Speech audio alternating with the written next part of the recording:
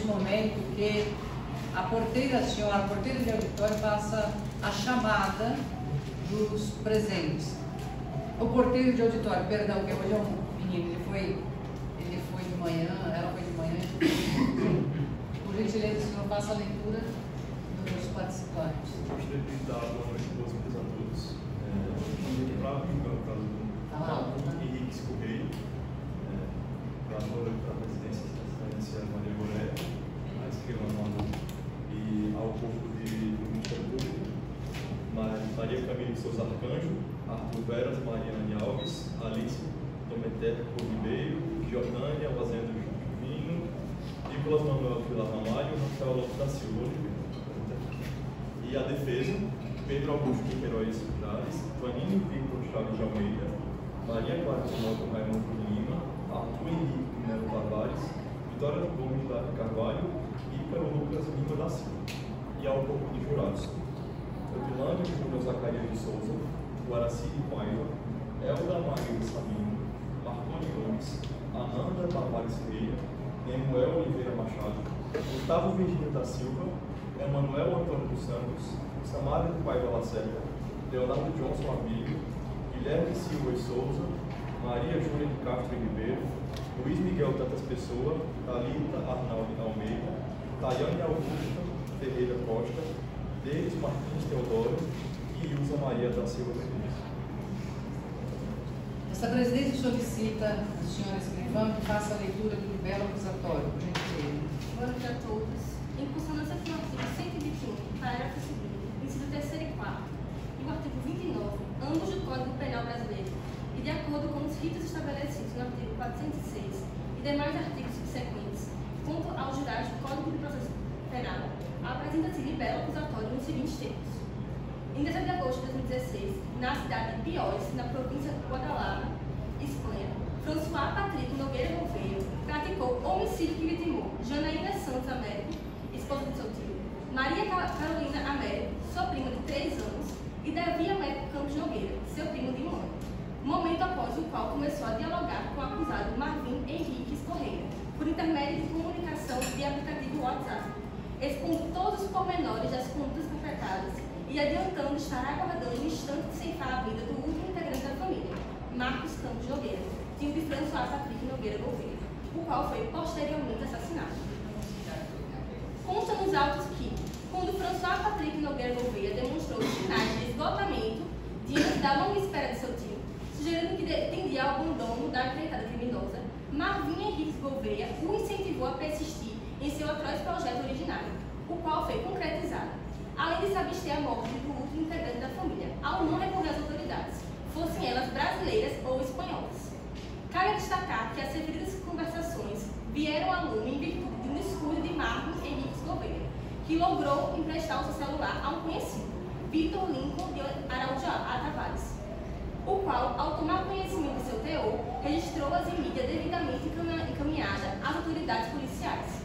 Os trechos localizados nas folhas 154 até a 172 transcrevem as mensagens trocadas entre François Patrick Nogueira Gouveia e Marvin Henriques Gouveia, desde as 2h08 da tarde, horário brasileiro, e 6h08, horário espanhol. Destaca-se que, hora do enunciado, durante o interrogatório realizado na esfera policial, nas folhas 215 e 216, Marvin Henriques Gouveia confirmou sua amizade com François Patrick Nogueira Gouveia, bem como reconheceu todos os diálogos gravados. Ante o exposto, Marvin Henriques Correia é acusado de crime de homicídio qualificado, uma vez que utilizou de meio cruel e utilizou de recurso que impossibilitou ou dificultou a defesa do ofendido, como também é acusado de ser parte do crime.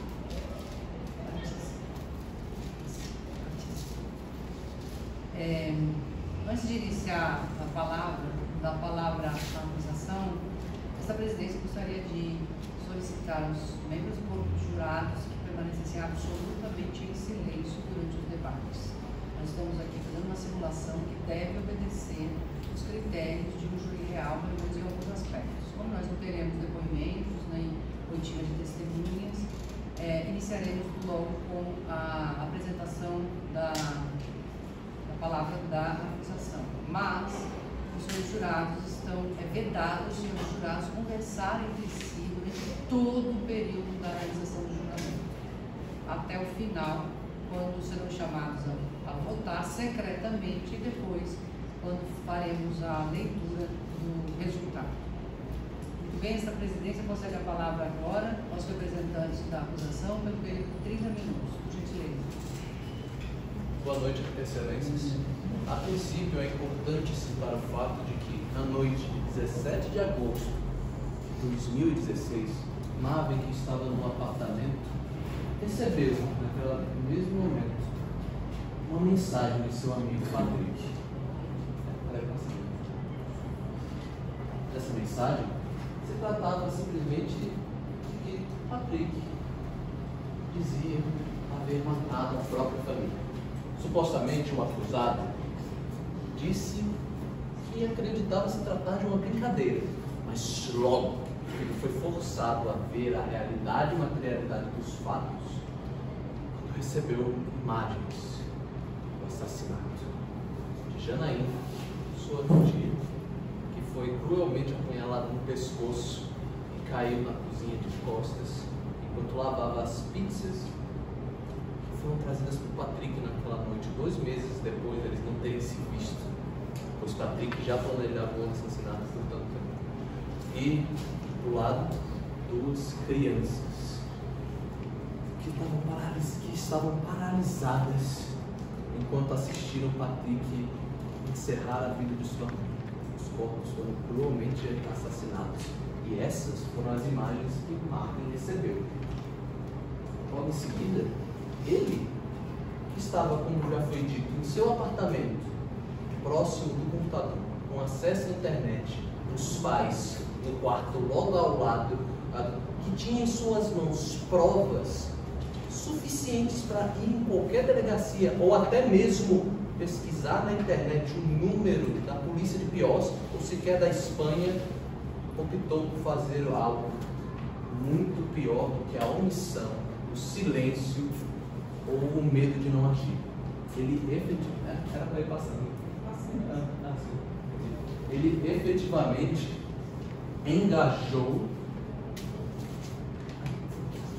Ele efetivamente engajou na conversa com François Patrick.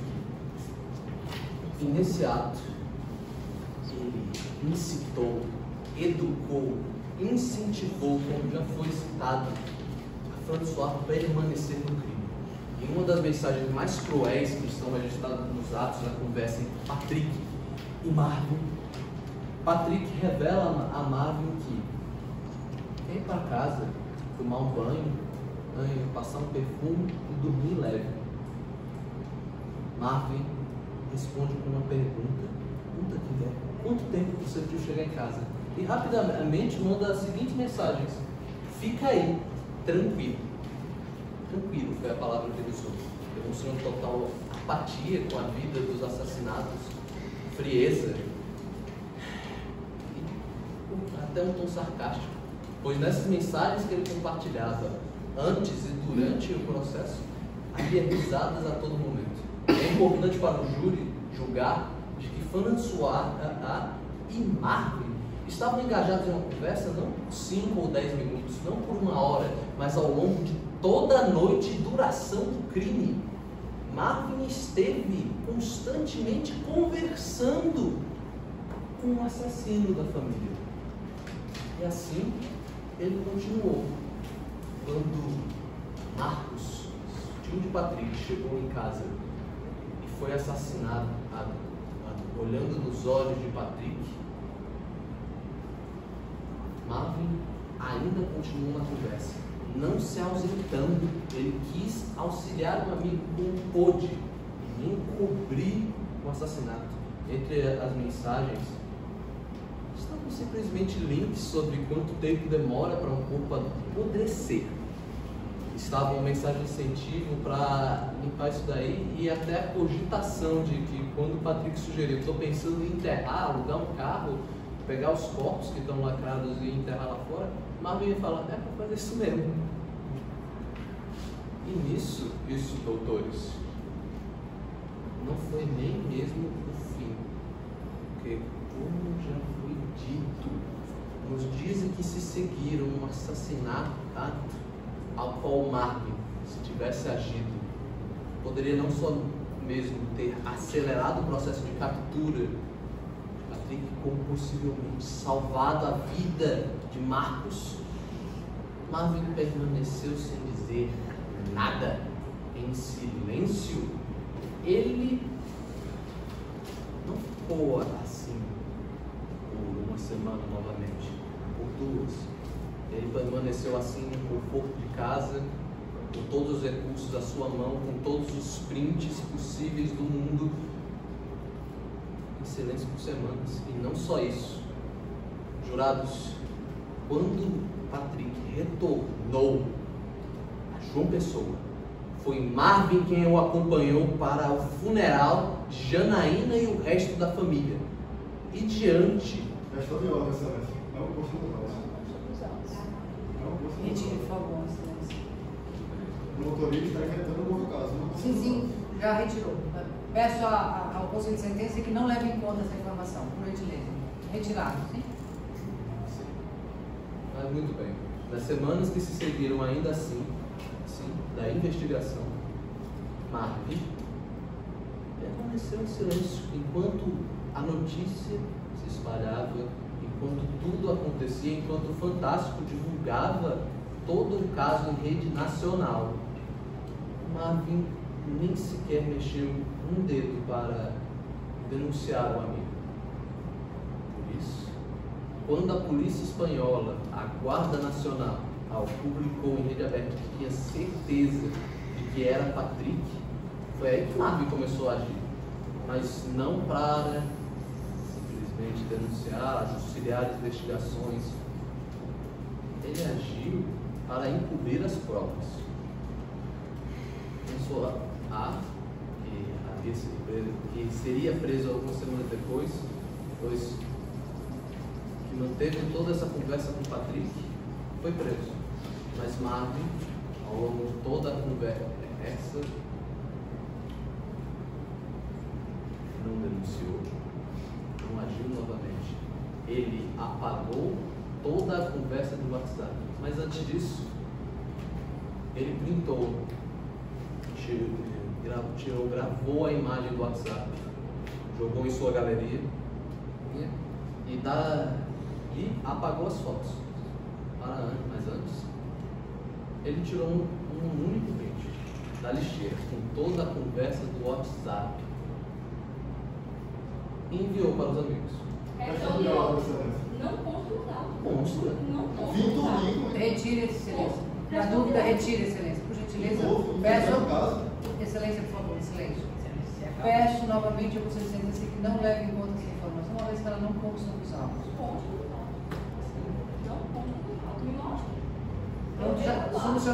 Solucionado, excelência. Prossiga, senhor. Prossiga, excelência. Aproxime-se, excelência. Aproxime-se.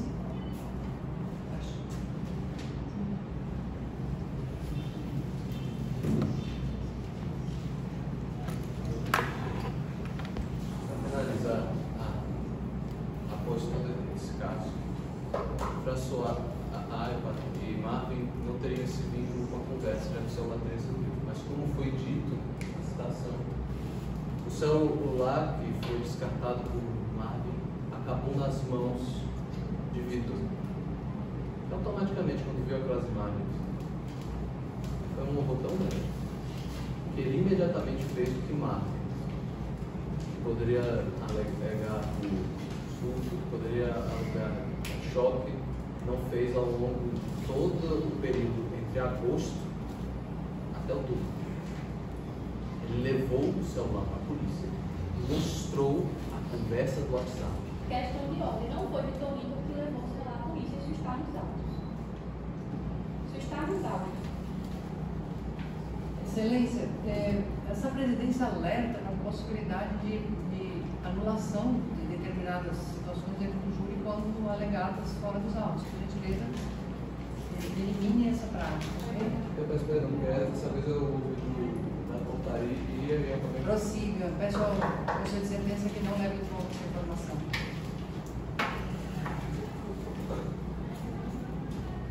A partir desse celular recuperado por Vitor Lopes, as conversas chegaram na polícia eventualmente. Chegando na polícia, a primeira conversa, que o ponto é que Marvin não denunciou, não veio de Marvin a denúncia das conversas. É importante para o júri julgar que Marvin em nenhum momento levou essas conversas para lá. Então não pode, foi descoberto o envolvimento de Marvin. Né?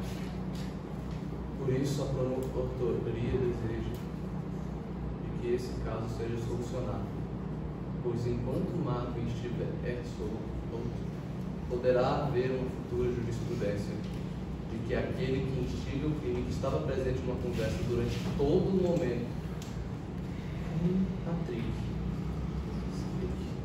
fique solto, assim abrindo um grande rumo para os futuros julgamentos do país.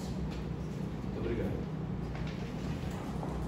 Boa noite, Vossa Excelência, excelentíssimos advogados de defesa e senhores jurados. Mediante ao exposto, a promotoria pede a acusação de Marvin Henriques Correia por ser partícipe do crime de homicídio qualificado feito por François Patrick Gouveia, de acordo com o artigo 121, parágrafo 2º, incisos 3º e 4º, correlacionado com o artigo 29, ambos da lei substancial penal, no qual o homicídio foi cometido por meio cruel e um recurso que dificulte a defesa do ofendido, e que quem, de qualquer modo, concorre para o crime incide nas penas a esses combinadas, na medida de sua culpabilidade. Nesse caso, houve concurso de pessoas, onde tiveram 2 participantes que cometeram o mesmo crime, com relevância penal e vínculo subjetivo entre eles. Marvin, portanto, será partícipe moral, agente acessório do crime que instigou uma ideia pré-existente. De acordo com a teoria unitária, os dois respondem pelo mesmo crime, e então, com base nesse raciocínio, o crime está tipificado desses artigos, possuindo uma conduta humana, instigar, um resultado, a morte, um nexo causal e uma previsão legal, que seria o artigo 29. Eu vou deixar com vocês algumas fotos com os senhores, algumas fotos dos corpos do assassino.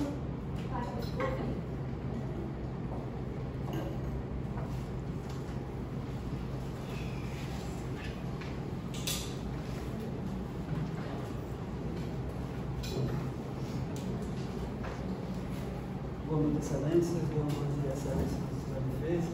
Boa noite, Excelência, companheiros da promotoria. E boa noite, senhores jurados.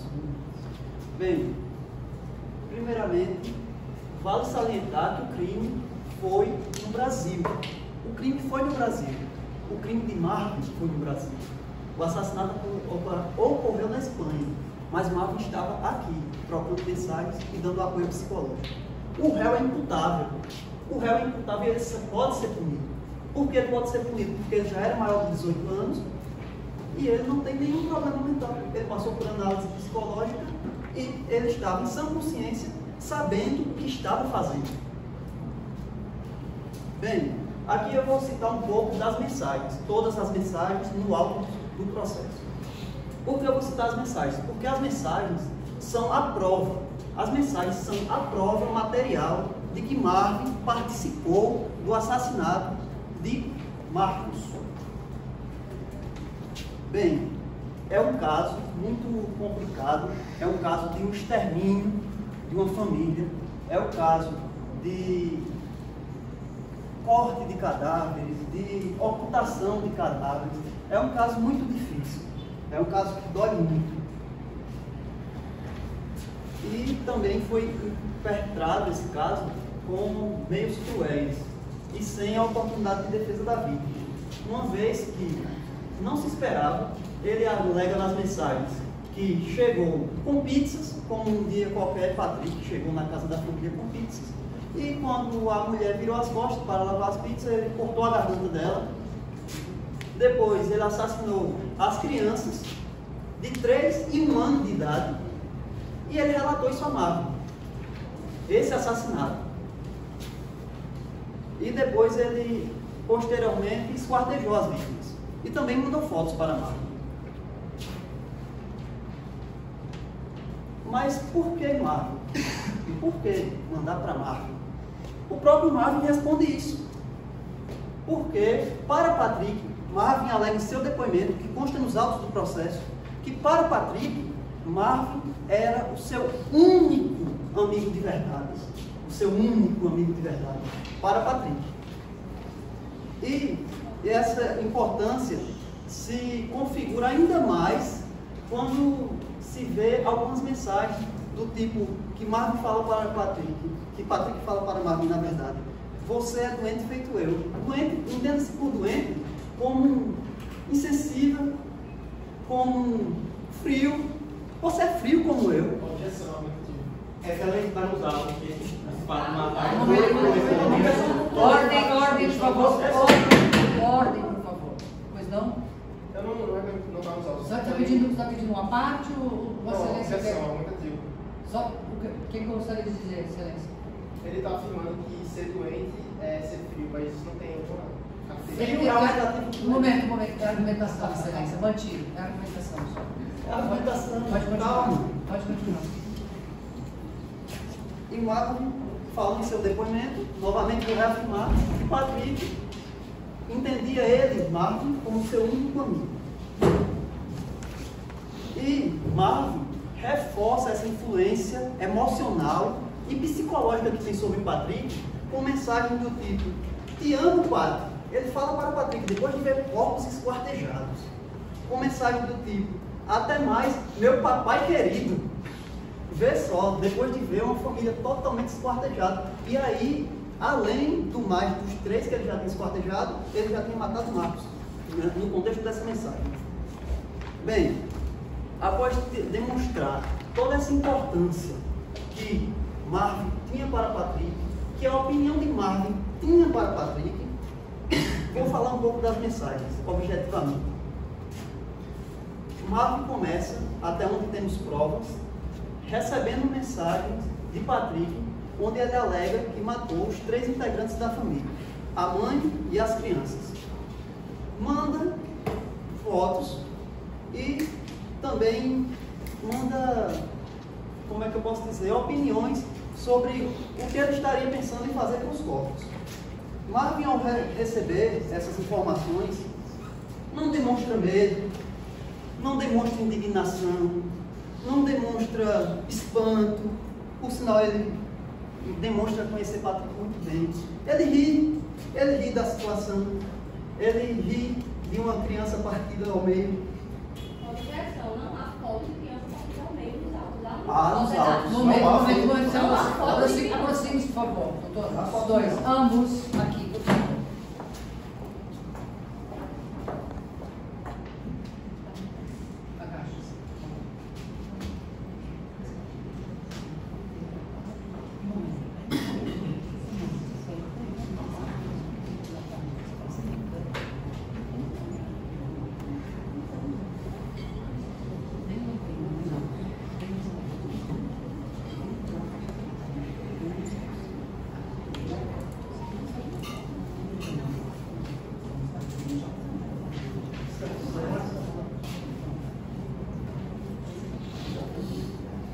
Uma objeção da defesa, porque não era uma criança partida ao meio, era só a mãe da criança. Desculpa, eu errei. Não era a criança, era a mãe. A mãe estava partida ao meio na foto. Bem, aí ao ver tudo isso, Marvin diz para Patrick: pense direito para não dar merda. Pense quem vai notar o desaparecimento. Os corpos começam a feder após alguns dias. E aí, Marvin, em vez de procurar se cabia alguma denúncia, se tinha algum número para denunciar, se tinha alguma forma de ele parar aquela chacina que estava ali ocorrendo, não, ele não pesquisa isso. Ele pesquisa e manda para Patrick um artigo sobre quanto tempo demora para os corpos se decompor, um artigo para ele ver como é que faz com os corpos. E Marvin ainda zomba da capacidade de Patrick de assassino. Porque Patrick manda uma mensagem para ele: partir alguém no meio dá muito trabalho, a coluna vertebral, já dei facada, já dei pasada, é muito trabalhoso. E aí eles zombam: você é um assassino lixo, entende-se por lixo incompetente. Você não está conseguindo partir uma pessoa ao meio que assassina um lixo. E ele ainda complementa. Eu queria imaginar a cena, ele queria estar lá para ver, mas não queria estar no local do crime, foi impossibilitado pela distância. E quando questionado por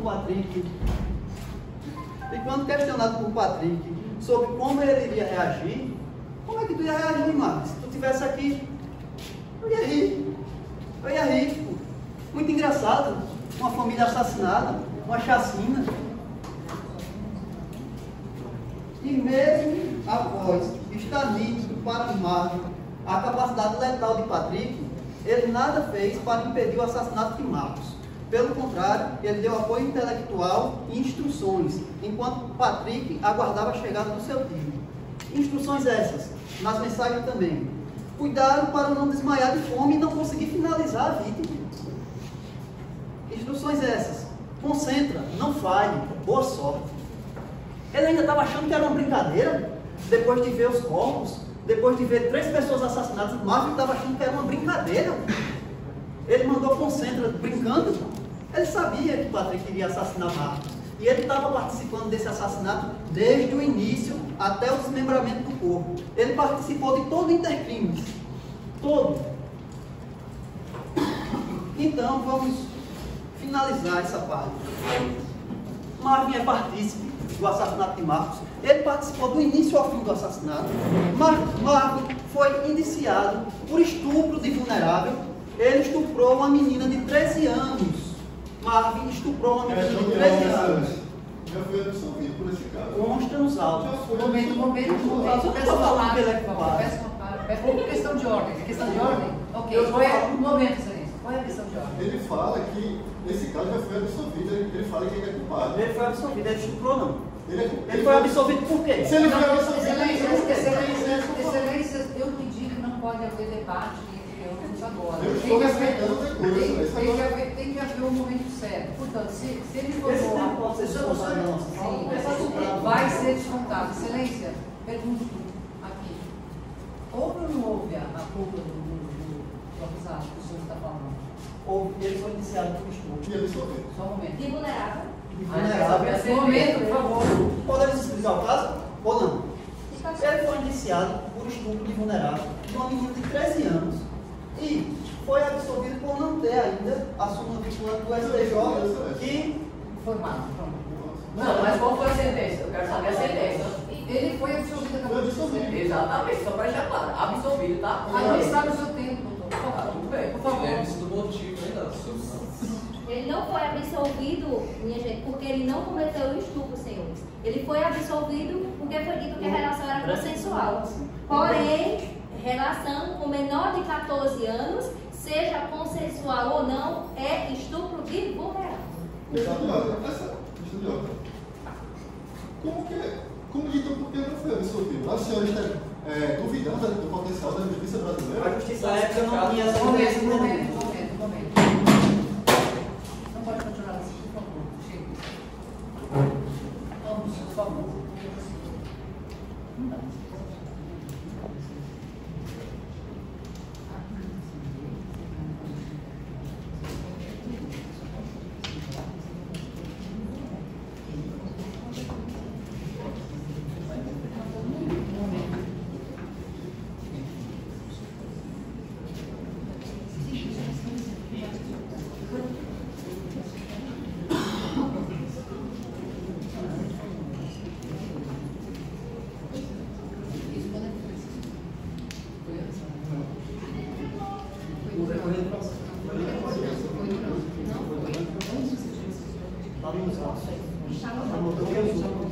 Eu posso achar a página e consultamos a página.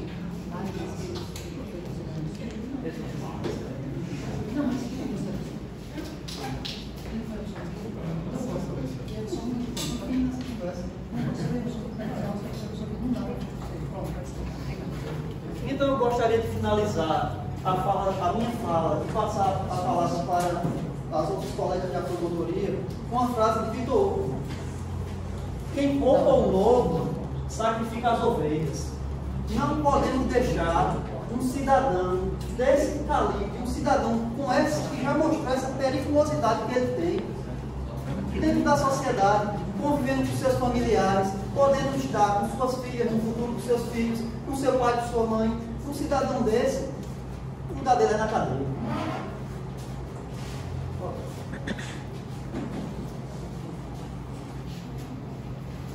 Boa noite, senhores, Vossa Excelência, os advogados e os jurados, e os meus companheiros de luta. Vamos iniciar falando, primeiramente, mais uma vez, hoje, defensores da justiça. Estamos aqui para defender os interesses individuais e coletivos de vocês. Então, não estamos aqui apenas acusando alguém, estamos defendendo a nossa segurança.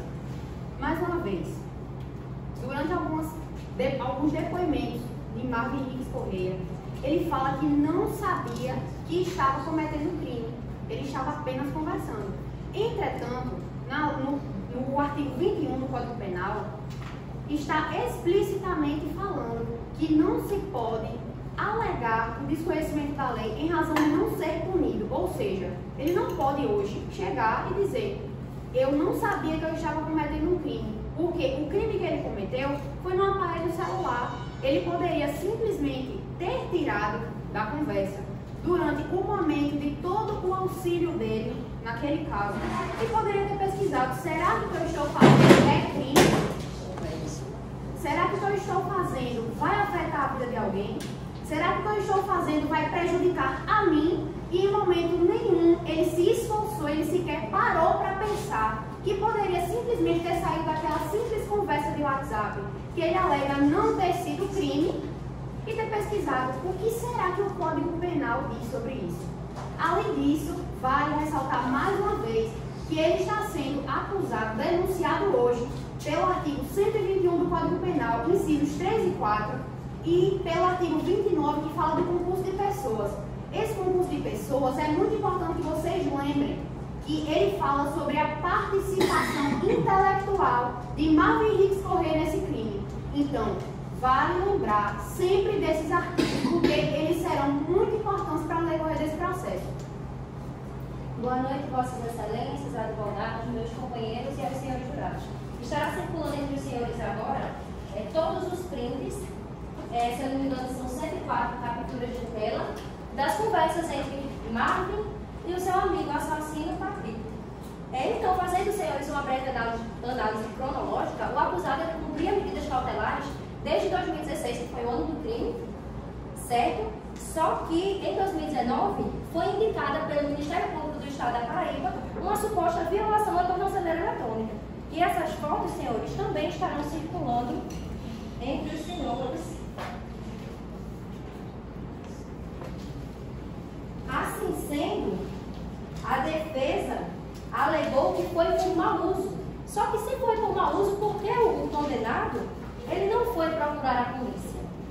Vale ressaltar também que Marvin foi absolvido da primeira vez, só que sem fundamentação, e por isso foi preso novamente. Em 2021, foi absolvido sumariamente pela juíza, com base na lei anticrimes e, sobretudo, na demora da realização dos exames psicológicos. Mas por que essa demora, senhores? Simplesmente porque a mãe de Marvin Henriques Correia é psiquiatra perita do Estado da Paraíba.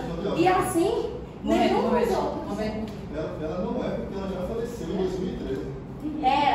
Na época do crime? Na época do crime, ela era. Não, então retire, por gentileza. É para os senhores jurados que desconheçam essa informação. Certo. Só que essa informação continua sendo importante porque, por ela ter sido psiquiatra perita, nenhum dos peritos do Estado da Paraíba se disseram honestos o suficiente para realizar esses exames em Marvin Henriques Correia. E por isso demorou tanto a ser resolvido. Porém, em 2018, foi anexado ao processo sim um laudo psiquiátrico informando que Marvin não tem nenhum tipo de doença mental. E por isso, assim como o doutor Rafael falou, quando o Patrick diz doente, é puramente a argumentação, ele não é doente mental. É importante reforçarmos isso. Mas uma coisa importante, que vai ser muito relevante para vocês. Hoje, a justiça, ela vai ser definida por vocês. O resultado desse processo, ele vai ser definido por vocês. Então, diante do que vamos apresentar, vocês que sabem. mas vocês vão ter provas e materialidade do que aconteceu e vocês que vão decidir o que é que vai acontecer. O que é que vai ser o resultado desse processo que está sendo julgado hoje. Vocês já está circulando por aí as páginas dos prints e eu quero que vocês olhem na página 1. Eu vou falar agora para vocês um pouco sobre as falas de Marvin Hicks Correia no auxílio do homicídio da quarta vítima, no caso Marcos e Patrick. Na página 1 ele diz: pense direito para não dar merda. Me perdoem até pela palavra, mas não fui eu que disse. Podem olhar nos prints que está tudo bem exposto, está tudo bem nítido. Outra coisa, eu vou falar um resumo das páginas porque vocês olham. Página 1, página 3 e página 5. Na página 1, como eu já disse, pense direito para não dar merda. Isso sai de Marvin. Página 3, pensa aí quem vai notar o desaparecimento. Os corpos começam a feder. Como será que Marvin sabe disso? É um questionamento. Página 5, ajeita essas luvas direito. Deixa eu ver aqui o que mais. Tem alguma coisa sua por aí? Por que a preocupação de Marvin nos resquícios de Patrick naquela cena? Ele não estava tão longe? Qual o motivo disso? Qual o motivo dessa preocupação extrema dos resquícios, das provas, das atitudes dele? Pensem junto comigo. Outra coisa interessante, em uma das páginas, Marvin chama a tia de Patrick, a tia que infelizmente está despedaçada e guardada em uma sacola de gorda, certo? Nesse momento ela já estava despedaçada, junto com os filhos, e ele chama a tia de gorda, junto com o Patrick. Por quê? Porque deu trabalho de arrastar ela pela casa, para guardar nas sacolas. Isso também se encaixa, inclusive, no artigo 212 do Código Penal, vilipêndio a cadáver, certo? Vocês podem procurar, está tudo nos prints. É só vocês olharem e vocês vão saber do que eu estou falando. Continuando, excelência e senhores jurados, vocês poderão acompanhar também na página 14, quando Marvin diz: melhor você não falar para ninguém. E também na página 2, quando ele diz: queria imaginar a cena, você chegando para matar, como se fosse algo muito bonito. E Marvin, a todo momento, ele envia a Patrick várias risadas em caixa alta. Inclusive, Marvin é tão calculista, tão perigoso, que ele diz lá na página 7, sai pela frente mesmo, de manhã, como se fosse caminhar ou algo do tipo, sei lá, de madrugada pode parecer suspeito. Outra coisa, senhores, que a defesa pode alegar é que Marvin teve medo de Patrick. Mas não seria interessante, já que ele estava tão amedrontado, e podemos ver aí nas mensagens que Patrick diz a Marvin que vai voltar ao Brasil. Não seria mais interessante Marvin denunciá-lo enquanto mesmo ainda estava na Espanha, já que ele estava segurado ao menos pela distância? Sendo assim, eu encerro minhas palavras lhes dizendo e lhes fazendo a última pergunta: o que teria acontecido se Marvin tivesse escolhido outro caminho? E vos respondo: nunca saberemos. O futuro daqueles 4 corpos mortos nunca saberemos. Um minuto, silêncio. Um minuto. Perdão. O futuro daquela família nunca saberemos. E o sorriso daquelas crianças nós nunca mais veremos.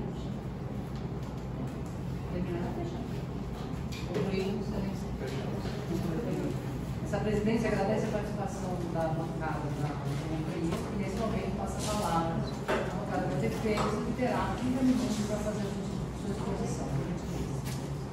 Boa noite a todos. Quero inicialmente postular meus agradecimentos e cumprimentos a Vossa Excelência Doutora Maria Gorete Augusto, a excelentíssima banca de júri, ao corpo de promotores. É um prazer estar aqui nesta noite. Nessa célebre noite, desejando que seja feita a justiça, né? Nada mais, nada menos que a justiça. E diante disso, peço que vocês deixem atrás daquela porta todo qualquer princípio social ou moral que vocês possam ter tomado decisões anteriormente essa noite. Vamos afastar qualquer princípio social, decisão que já foi tomada por conta de informações midiáticas, por conta de conversas, por conta de mensagens. Bora deixar isso atrás daquela porta. Bora se ater apenas nos fatos e principalmente ao ordenamento jurídico que está vigente no Brasil. Sejam de ordem, excelência. As provas estão com os jurados. Eles não devem deixar Momento. Ele não pode pedir para que todos os princípios sejam deixados atrás dessa porta, visto que as provas estão com os jurados. Excelência, recusado. É a argumentação, por favor. Recusado. Por favor, né? Sem comentários, excelências, por gentileza. Ordem do tribunal. E diante disso, peço que até os fatos que está sendo falado nessa noite. Eu sei que os princípios também me regem a todos nós, mas vamos se ater o que está sendo falado esta noite, para tomar uma decisão. Vemos um caso bem atípico que no dia 17 de agosto de 2016, anteriormente às 2h08 pelo horário do Brasil, 6h08 pelo horário da Espanha, Patrick já havia cometido fato. Ele já tinha cortado o corpo, ele já tinha limpado tudo, ele já tinha feito tudo quando ele inicia a conversação. Protesto, Vossa Excelência, ele não havia feito tudo, Marcos ainda estava vivo. E Marcos ficou na conversa por horas até Marcos ser eventualmente. Inclusive, antes da mantido, excelência, por gentileza, mantido o protesto. Retratar. Ele já tinha cometido contra a sua tia e contra os meus primos, em 3 anos e 2 crianças. Assim começa a conversação. De maneira inesperada, despretensiosa, mas vem inserido no contexto criminoso, a qual não tem qualquer ligação ou relação. A idealização criminosa de Patrick já estava formada, era claro isso, tanto que ele já tinha matado a tia Janaína e seus 2 primos, já estava formada. Qualquer palavra de Marco colaborando ou contrapondo a ideia de Patrick, não mudaria a idealização que já estava formada por Patrick, tanto que ele já tinha matado 3 de seus familiares e estava esperando apenas Marcos Campos para completar o massacre. Isso é claro, a idealização dele já estava formada. E Marcos, o garoto de 18 anos, é inserido nesse contexto criminoso, no qual teve nenhuma relação, nem ligação, mas de maneira inesperada é inserido nesse caso. E diante disso, a promotoria foi muito fatídica em apresentar argumentos, mas muito falha em apresentar fundamentação jurídica. O que vale no Brasil é o que está na norma jurídica. Fora disso, não vale. A argumentação foram fatídicas a apresentar, mas estou procurando até agora a fundamentação plausível no Código Penal, na Constituição Federal, que embasa o que vocês estão falando. Excelências, é a argumentação, os jurados puderam acompanhar o que diz a defesa, por gentileza agora, vamos permitir que a defesa faça o seu trabalho. Aí foram muito fatídicos apresentar argumentos, presunções. Será que o corpo começou a feder? Como é que ninguém sabe se uma pessoa morrer depois de um tempo vai começar a feder, pelo amor de Deus?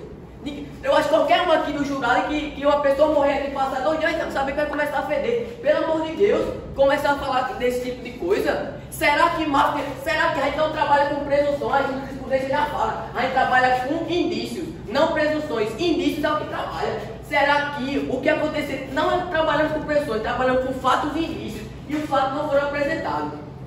E deixei para prestar os agradecimentos à banca de júri por último. Não que última parte vocês estejam. Pelo contrário, vocês são a parte mais importante dessa noite.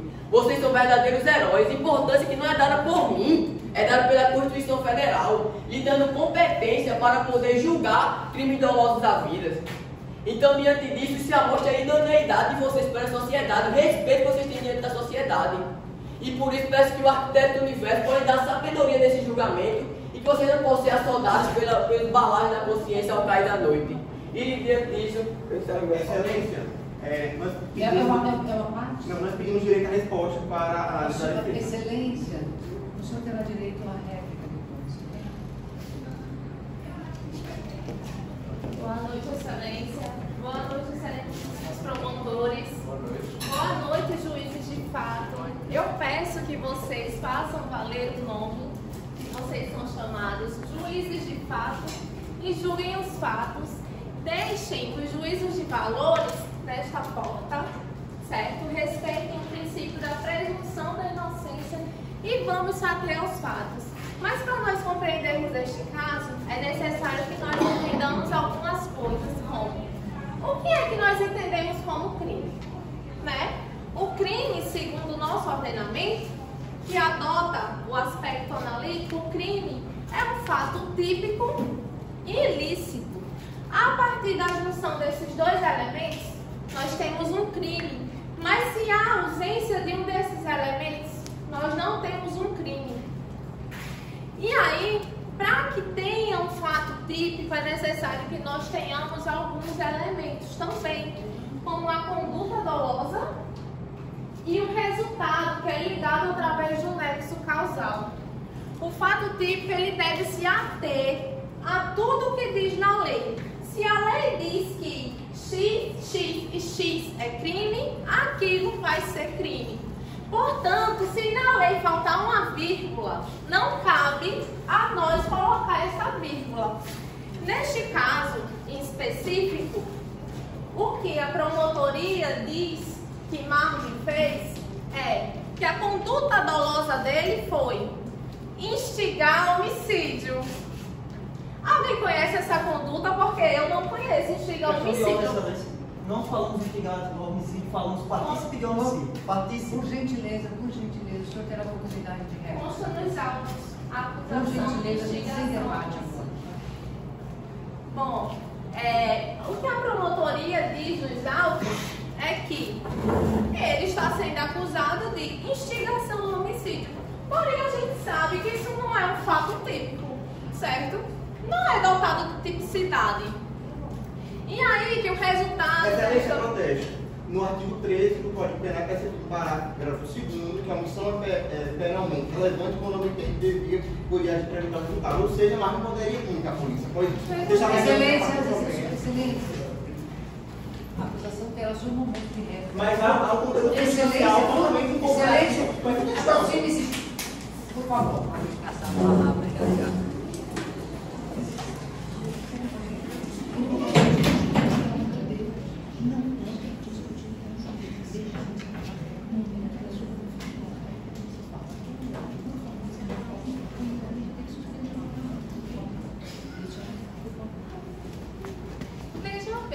Peço ao Conselho de Sentença que ignore esse debate fora de hora que aconteceu agora.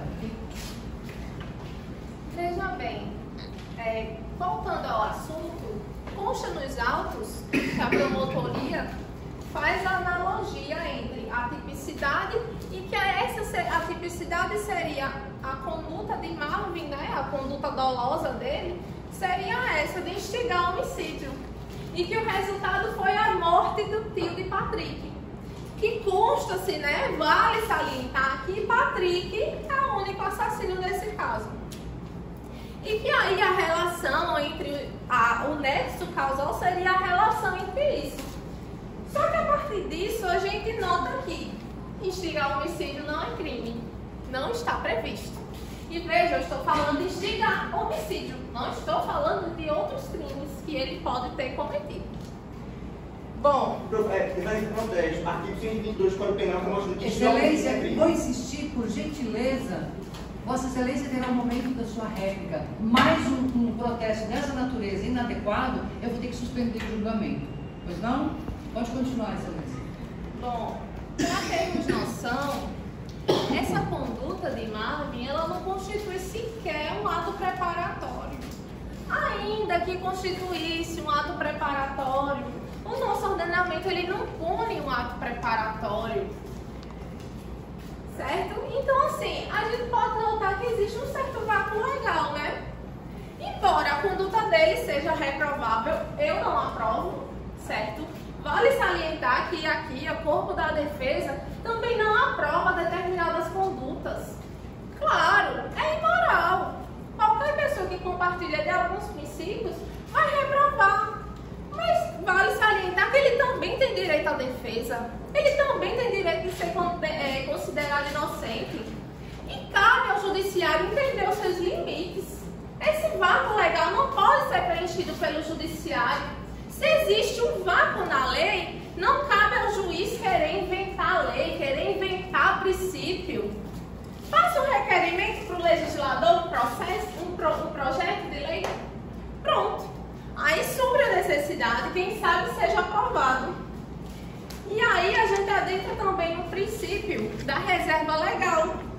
E está previsto no nosso artigo 5º da Constituição Federal.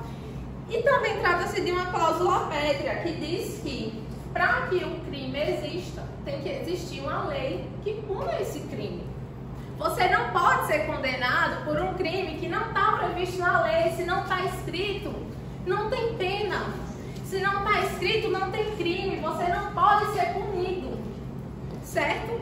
E aí, cabe ao legislador também, né, ser taxativo. Ou seja, ser claro, ser preciso, ser coeso no que ele quer dizer, na sanção que ele quer aplicar. para que não haja interpretações extensivas, para que venha violar direitos das populações. Porque hoje é Marvin que está respondendo por um crime onde está sendo feita analogia. Amanhã pode ser cada um de vocês.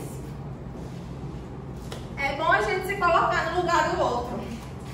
Bom, quanto à analogia, o nosso direito penal ele também não admite analogias, justamente para que elas não sejam feitas para prejudicar o réu, certo? Então vamos lá, o que seria uma analogia? Bom, matar alguém é crime, todos concordam e está tipificado. Agora, se a gente chegar a dizer assim, frieza, ele agiu com frieza, ele agiu com deboche, ele agiu com ironia, isso não é crime. Inclusive, eu peço que vocês se autoanalisem. Analisem na vida de vocês.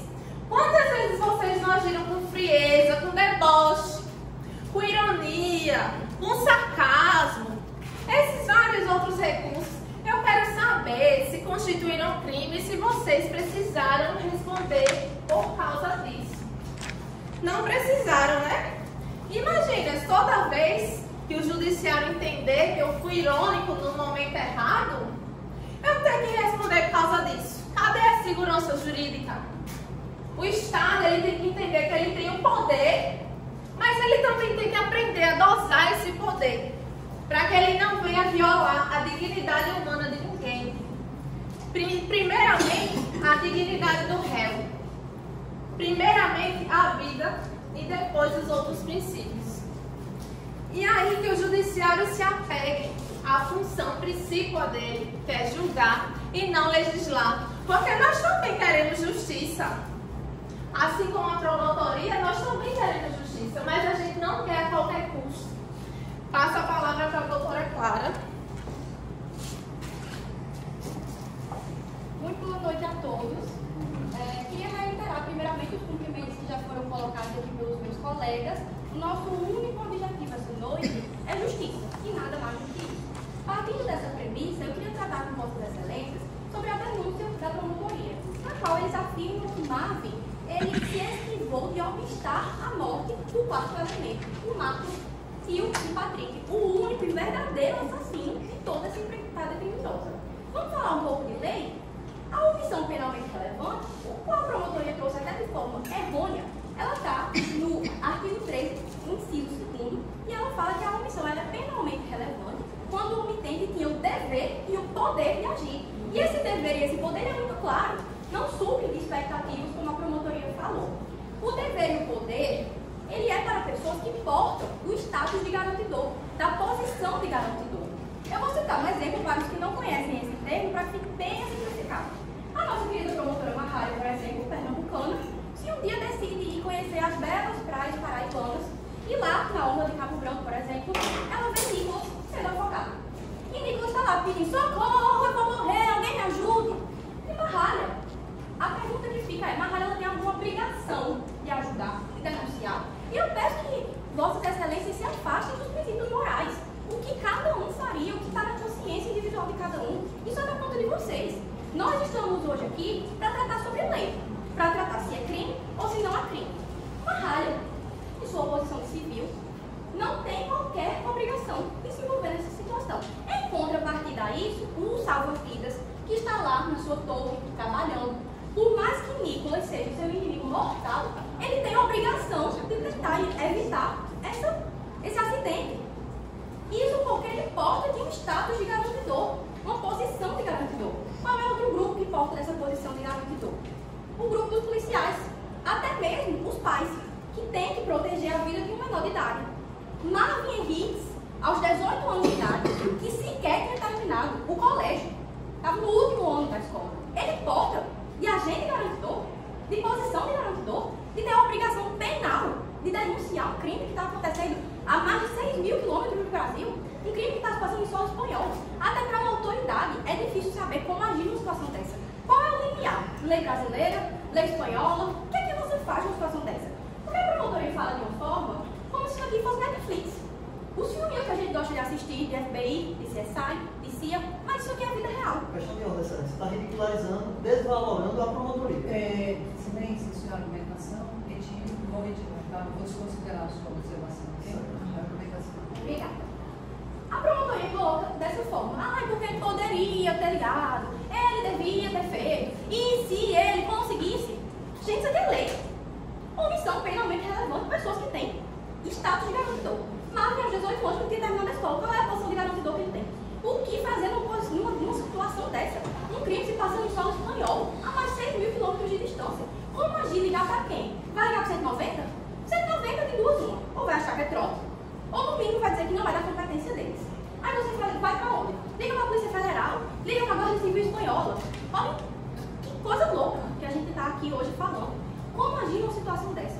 Isso é uma questão difícil para as autoridades agir numa situação dessa. Imagina para o Marvin Henrique, aos 18 anos de idade. Isso quando já provado que ele não tinha qualquer obrigação de agir. A lei é muito clara, ela não aceita analogia. Ele não deveria, nem ele não poderia. Tudo isso se junta assim, obviamente, ao fato do medo. Como não sentir medo numa situação dessa? Eu tenho medo. Vocês sentem medo. Todos sentimos medo. Marvin sentia medo. Se Patrick foi capaz de ceifar a vida de pessoas do seu próprio sangue, de crianças, o que ele não poderia ser capaz de fazer contra a vida de Marvin? Se Marvin resolvesse denunciar. E ele diz isso no seu depoimento, mas é óbvio que a promotoria não quis colocar, mas eu vou ler aqui para vocês. Marvin ele vai prestar 2 depoimentos. Um no dia 21 de outubro de 2016 e o segundo no dia 28 de outubro, uma semana depois. No dia 21 ele fala aqui: se arrepende do que fez e se voltasse no tempo faria diferente. Que afirma que não entregou o celular à polícia porque tinha medo que Patrick fizesse algo com ele, contra a vida dele. No dia 28 ele reitera que ficou apavorado, mas tentou conversar com naturalidade, pois não sabia o que fazer. E aí entra a figura de um terceiro elemento importantíssimo a ser inventado, qual a promotoria também não quis falar, que é o Vitor Lincoln. O Vitor Lincoln, ele era amigo de Marvin e de Patrick, fazia parte aqui dessa patotinha social e trabalhava com celulares, trabalhava no setor dos celulares.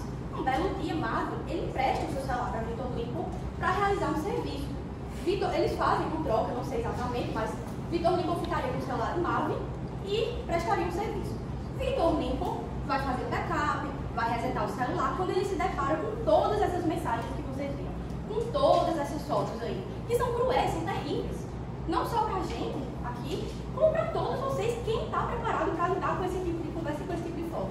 E Vitor Lincoln, ele aparece para ele. O que é que Vitor Lincoln faz? Nada. Vitor Lincoln não denuncia. Muito pelo contrário, Vitor Lincoln manda para uma amiga, que manda para um namorado, que mostra para outra amiga.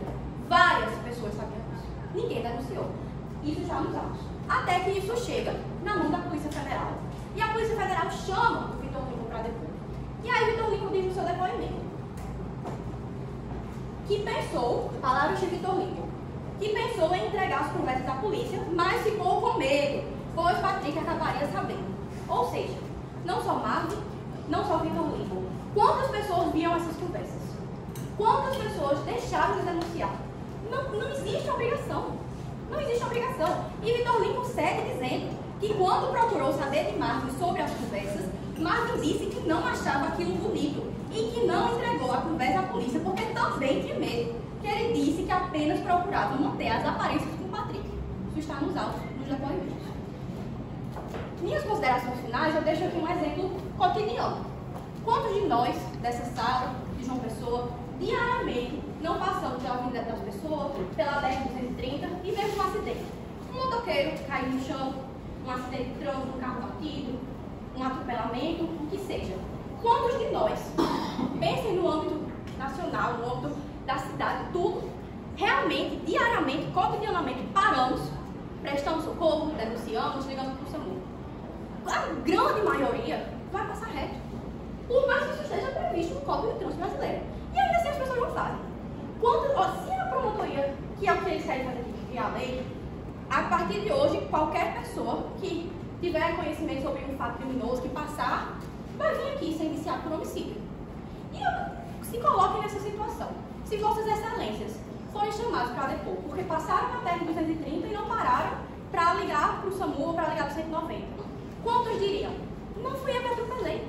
Eu não tive nada a ver com isso. Eu só estava passando por ali. Eu nem sabia que eu tinha que denunciar quando eu passava pela BR. E é isso que a promotoria quer aqui, criar várias teorias para fazer vocês pensarem que Marvin cometeu homicídio. Quando ele estava em João Pessoa, Patrick estava na Espanha e Marvin não matou ninguém. Somente o único autor dos crimes, o Patrick. Eu peço que a promotoria para estudar um pouco mais dos princípios básicos que tem na aula de introdução ao direito, por exemplo, como a proibição de analogia, o princípio da reserva legal e por aí. Obrigada. Questão de ordem, excelência, nós não fizemos analogia. Dissemos a avaliação de 29 e 121. Gentileza, volto a repetir que os senhores terão um momento de réplica e a argumentação das partes não pode ser interrompida simplesmente para contestar. Tá? Isso é feito exatamente na regra, ok? Pois não? Excelência, eu realmente gostaria de vir aqui cumprimentar a todos, desejar uma boa noite a todos presentes, mas eu não consigo. Diante da aberração jurídica que essa acusação da promotoria tenta de todas as formas condenar um jovem inocente. Marvin, estando todo o tempo aqui no Brasil, passa só conhecer dos fatos que foram culminados a mais de 6.200 quilômetros de distância, sem que, contudo, tivesse a mínima participação na empreitada criminosa, que coube única e exclusivamente a François Patrick, que de forma livre e consciente ceifou a vida de seus familiares. As mensagens enviadas por Marvin não têm um cordão de torná-lo partícipe. Isso porque, para ser enquadrado como partícipe, são necessários 4 elementos obrigatórios e simultâneos, ao mesmo tempo. Mas de um agente, a relevância causal, o vínculo subjetivo, também chamado de liame subjetivo, e a identidade do evento. Começando pelo vínculo subjetivo, ou liame subjetivo, ele pode ser compreendido como um acordo de vontade entre as partes. Em nenhum momento Marvin deixa claro que tem a intenção, que tem a vontade de concorrer com a prática executada unicamente por Patrick. Já em relação à relevância causal, eu aqui venho citar o doutrinador penalista Kleber Masson. Uma conduta relevante é aquela que, sem ela, o resultado não teria acontecido nem como ocorreu e nem quando ocorreu, devendo a conduta individual influir efetivamente no resultado. Não pode ser considerado partícipe aquele que assume, em relação à infração penal, uma atitude meramente negativa, como é o caso de Marvin, que sim, do ponto de vista moral é reprovável, do ponto de vista social é reprovável, mas que é irrelevante para o direito, penal. Em resumo, para que os senhores compreendam, a relevância causal é toda conduta que, sem ela, o resultado não teria sido efetivado. As mensagens enviadas por Marvin em nada contribuem para que o autor material, François Patrick, efetivasse o seu intento criminoso, pois, segundo o já mencionado doutrinador Kleber Masson, a relevância penal, para que haja relevância penal, é necessário que a conduta individual ela influa efetivamente, eu reitero, efetivamente no resultado. Coisa que não há, uma vez que o crime teria acontecido, existindo essas conversas ou não. Essas mensagens que a promotoria fala, abre aspas, se concentre, não falhe, tem que se preocupar com certas coisas. Elas não têm relevância causal, não tem relevância para o direito. O crime teria acontecido do mesmo modo operandi, da mesma maneira, na mesma data, tendo essas conversas existido ou não. Agora, isso tanto é verdade que quando o início da conversa, quando se dá o início da conversa, Patrick já tinha ceifado a vida de sua tia e seus primos, e estava na iminência de ceifar a vida do seu tio, que era o alvo e o objetivo principal de toda a empreitada criminosa de Patrick desde o início. Isso mostra que as conversas existiram ou não, o delito teria continuado, o resultado final ainda teria sido observado. A participação de Marvin é o que o direito penal, excelência, vai chamar de participação inócua. É aquela que não há contribuição efetiva no resultado e, portanto, não é punível, porque não há relevância causal, o que exclui o concurso de agentes, o que exclui o partícipe. Se não há um elemento obrigatório, que é a relevância causal, também não há outro elemento, que é o vínculo subjetivo, o argumento de partícipe não se sustenta. A única coisa que se pode afirmar diante das mensagens, da análise das mensagens, é que Marvin, sim, passa a ter conhecimento dos crimes muito depois que eles já se iniciaram. porém se valendo de novo do doutrinador Cléber Masson, que inclusive tem mais de 60 mil citações. Está nos autos que o crime teve conhecimento depois que o crime iniciou. Mas as mensagens se iniciam. As mensagens. Assim, pede uma parte, pede uma parte. Uma parte? Peça ele uma parte, se ele conceder o senhor paga. Não, nós não dividimos a parte. Eu peço que não peça a parte, não. Também precisa da responsabilidade. Se tivesse realmente algo, era questão de ordem, mas como não tem, né? São meras platitudes que a promotoria tenta fazer aqui, criando um novo caso, criando novas leis, instigação ao homicídio. Meu Deus. Agora sim, além disso, essas mensagens, todas essas dicas que ele dá, da lupa, da câmera, dos vestígios, são meras platitudes, meras dicas genéricas e vazias. Se vê em qualquer filme, em qualquer série, em qualquer canto da internet, elas nada contribuíram para o resultado final. Eu repito, não tem relevância causal, que é um requisito obrigatório para o concurso de pessoas, ou seja, para o partícipe. Agora que se valendo de outro instrumento da teoria geral do crime, o intercrimes, uma conduta para ser um crime, algo para ser um crime, ela deve se enquadrar, ela deve percorrer todas as fases do chamado intercrimes, que é justamente o caminho que se percorre até a definição, até a materialização do crime. O intercrimes é composto por 4 fases. A primeira, nessa ordem, a primeira é a cogitação, a segunda são os atos preparatórios, a terceira são os atos executórios e a quarta é a consumação. Segundo o direito penal brasileiro, tanto a primeira fase de cogitação como a segunda fase dos atos preparatórios não são puníveis. A punição acontece somente a partir da terceira fase, a partir da fase dos atos executórios. Como a conduta, se valendo agora da teoria objetivo formal, que inclusive é doutrina majoritária defendida pelo próprio STJ, um ato executório é aquele que acontece no momento da realização do núcleo do tipo. Como já bem dito pela doutora Vitória, a conduta de Marvin é atípica, então ela não pode ser considerada como os atos executórios, mas sim anteriormente a essa fase, ou seja, no máximo se enquadra como meros atos preparatórios, que não é punível. Assim, além de provar que todas essas mensagens, todos os diálogos, todos os trechos trazidos pela promotoria, além de não terem relevância casual, o que não se sustenta o argumento de partícipe, também pelo intercrimes, são meros atos preparatórios e, portanto, não são puníveis.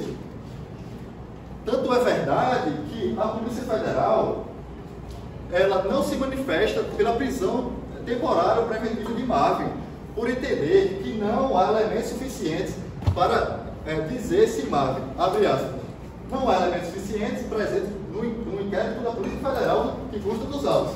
Abre aspas. Não há elementos suficientes para dizer se Marvin sabia antecipadamente do crime ou se participação de alguma forma no crime ou mesmo se tinha algum interesse no crime. A própria Polícia Federal, no inquérito proposto pelo Dr. Alexandre, da Superintendência Regional da Paraíba, da Polícia Federal, se manifesta contra a prisão de Marvin, porque não há os requisitos legais, claramente não há os requisitos legais, nem para partícipe, nem para as coisas que nós da defesa estamos mostrando para vocês. A acusação ministerial, a acusação da promotoria, baseia-se somente em referências genéricas de conversas de WhatsApp, nas quais não há evidências dos requisitos legais para a configuração do partícipe. O diálogo travado entre Patrick e Marvin, longe de ser uma prova concreta de que Marvin participou do crime, muito pelo contrário, se mostra como evidência que Marvin não pode ser enquadrado como partícipe, pois não adere, não adota uma conduta relevante para o resultado, ou seja, não há relevância causal, e também não se atrela ao princípio homicida, ou seja, não há vínculo subjetivo, 2 dos requisitos para a configuração do partícipe. O argumento de partícipe não sustenta. Portanto, apesar, sim, da conduta dele ser reprovável do ponto de vista moral, do ponto de vista social, dos valores cristãos, o argumento de partícipe não se sustenta. Assim, para encerrar minha fala, como não há esses requisitos legais, não se pode afirmar que ele é partícipe segundo o direito penal brasileiro. Marvin não se enquadra como partícipe segundo o direito penal brasileiro. Não há os requisitos legais, esse argumento não se sustenta. Além disso, segundo o intercrime, segundo a teoria geral do crime, do intercrime, a conduta de Marvin seria somente meros atos preparatórios. Marvin não percorre todas as etapas do intercrime.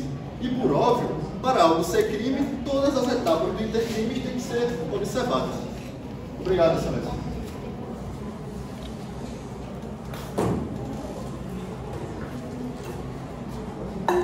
Boa noite, excelentíssima senhora doutora Luísa Maria Gorete da Bosco.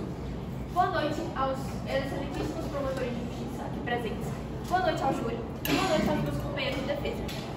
Primeiramente, gostaria de falar que a conduta de Marvin não se configura como crime. Por quê? Porque não obedece aos preceitos básicos do conceito de culpabilidade. E se exclui também o conceito de exigibilidade da conduta diversa. Uma vez que não existe nenhuma conduta que Marvin pudesse ter feito melhor do que a que ele fez. Porque a instigação que a promotoria insiste em dizer que ele fez não se configura como crime. Não está tipificada no Código Penal brasileiro. Dessa forma, o réu não pode ser declarado culpado e ele deve ser inocentado. E muito menos assassino e partícipe, como a promotoria insiste em colocar. É relevante também falar da questão do quadro depressivo de Marvin, que não fazia uso de medicamentos e nem de acompanhamento psiquiátrico na época do crime. Com o andamento processual, foi prescrito para ele o remédio chamado venlafaxina na dose mais alta de sua categoria, 75 miligramas. Portanto, e esse remédio tem como objetivo controlar as emoções do indivíduo, do depressivo, e evitar possíveis recaídas. Dessa forma, o réu não tinha como ser mais são nas suas ações, porque ele não fazia uso de nenhum medicamento, estava sob controle forte de suas emoções. É relevante também citar o seu vínculo social com o Patrick, que eles eram melhores amigos. Excelência, 1 minuto para o tempo do seu tempo. Então, é relevante falar que eles eram melhores amigos, existia um vínculo social muito forte e concreto, e que era muito difícil para Marvin ter tido qualquer outra conduta, uma vez que ele foi bombardeado com muitas informações, com muitas imagens, e ao primeiro momento ele pode sim ter ficado chocado, até porque numa conversa de WhatsApp não se pode ter certeza, clareza das emoções que o sujeito sentiu ao ler aquilo. E então ele pode sim ter ficado muito emocionado, mas ele não quis repreender o amigo e nem denunciá-lo, com medo das possíveis retaliações que ele poderia sofrer. Retaliações essas, físicas, morais e sociais, uma vez que Patrick poderia muito bem quebrar esse vínculo social, que era muito importante para Marvin, já que o mesmo não fazia uso de medicação de depressão. Ele podia muito bem ter uma certa dependência emocional. Como ele fala, te amo, Paty, não quero te perder. Portanto, em suas mensagens direcionadas a Patrick no dia do crime.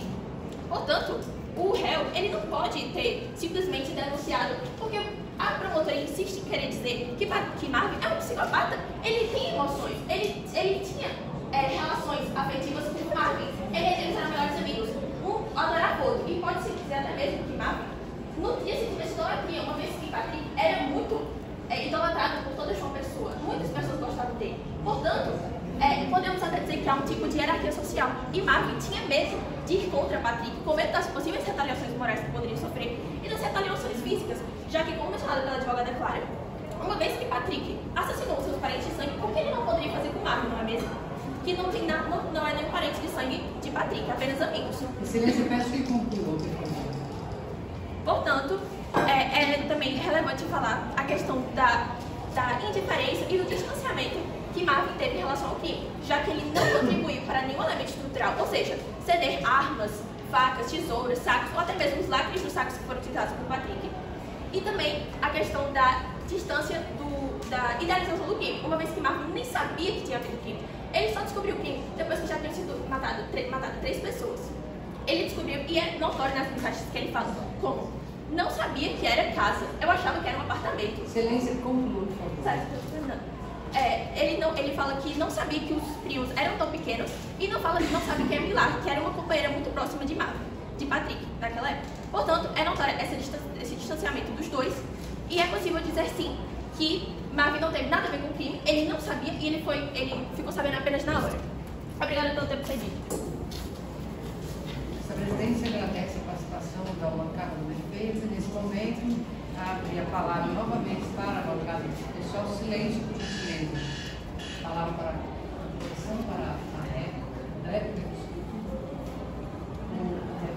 Estamos na réplica. 10 minutos. Tá? Novamente, saudações, senhores. Trago-lhes ainda, Vossa Excelência, Defesa, queridos companheiros e senhores jurados, um poema que retrata nosso grito indignado.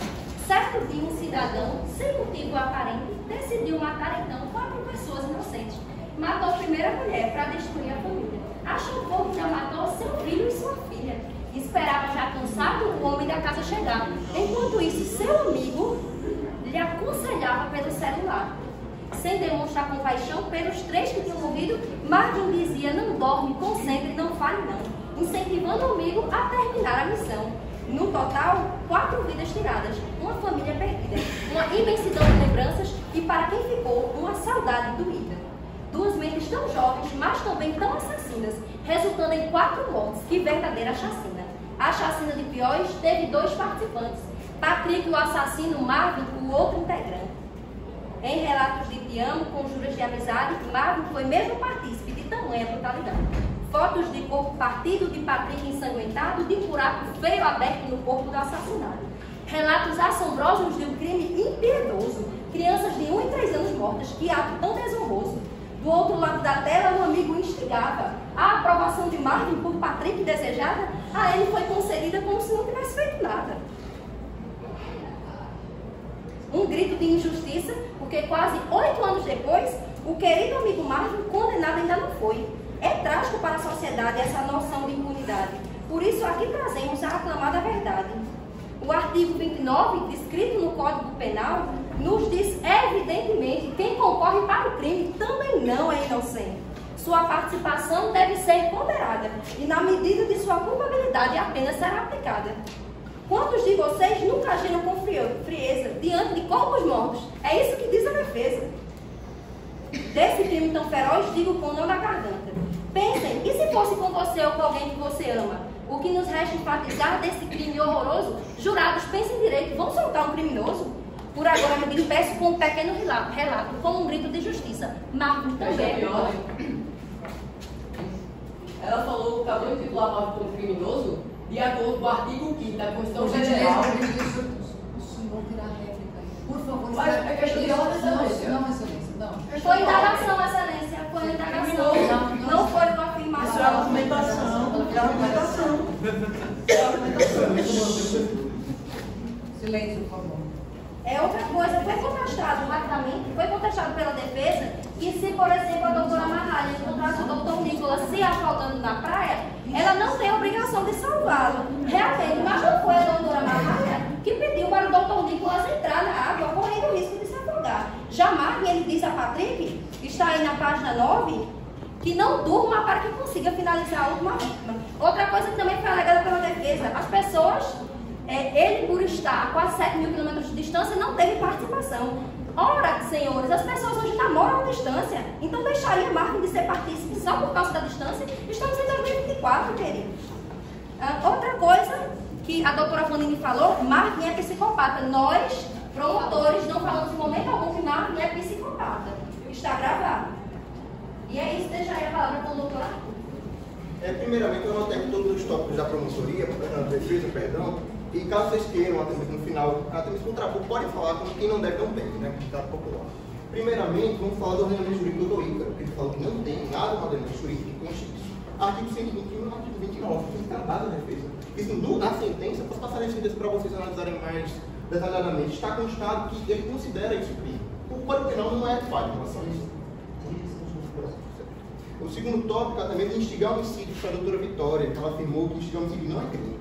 Isso está no artigo 122, até mesmo. Se caso queira, podemos repassar as anotações aqui para o corpo do júri para que vocês apreciem melhor. O terceiro foi do agente garantidor, até mesmo, que havia afirmado que ele tinha medo, realmente muito medo. Eu confesso que eu fiquei com medo de toda essa situação.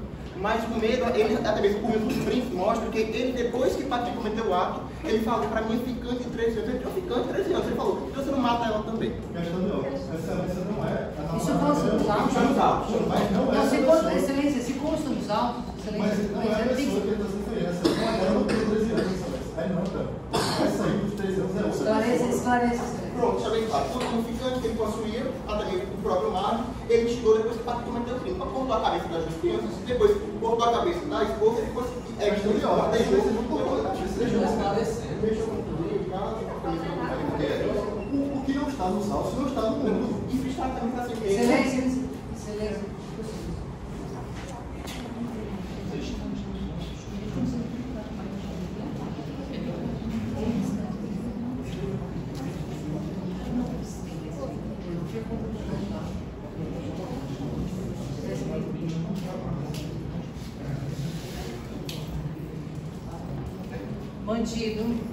Mantidos são imagens que estão nos autos.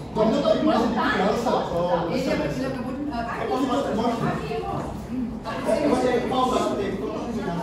Não, era suspeito.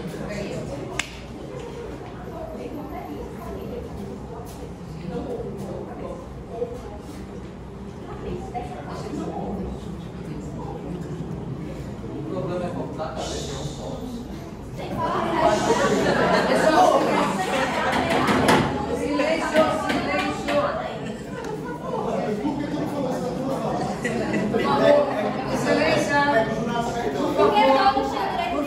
Por favor, silêncio. Senhores, ele vai esclarecer, ele cometeu um equívoco. O senhor representante do Ministério Público cometeu um equívoco e ele vai esclarecer. Peço que os senhores jurados prestem atenção. Perdão, não foi a cabeça, foi o pescoço. Mas fica mais claro, Silêncio,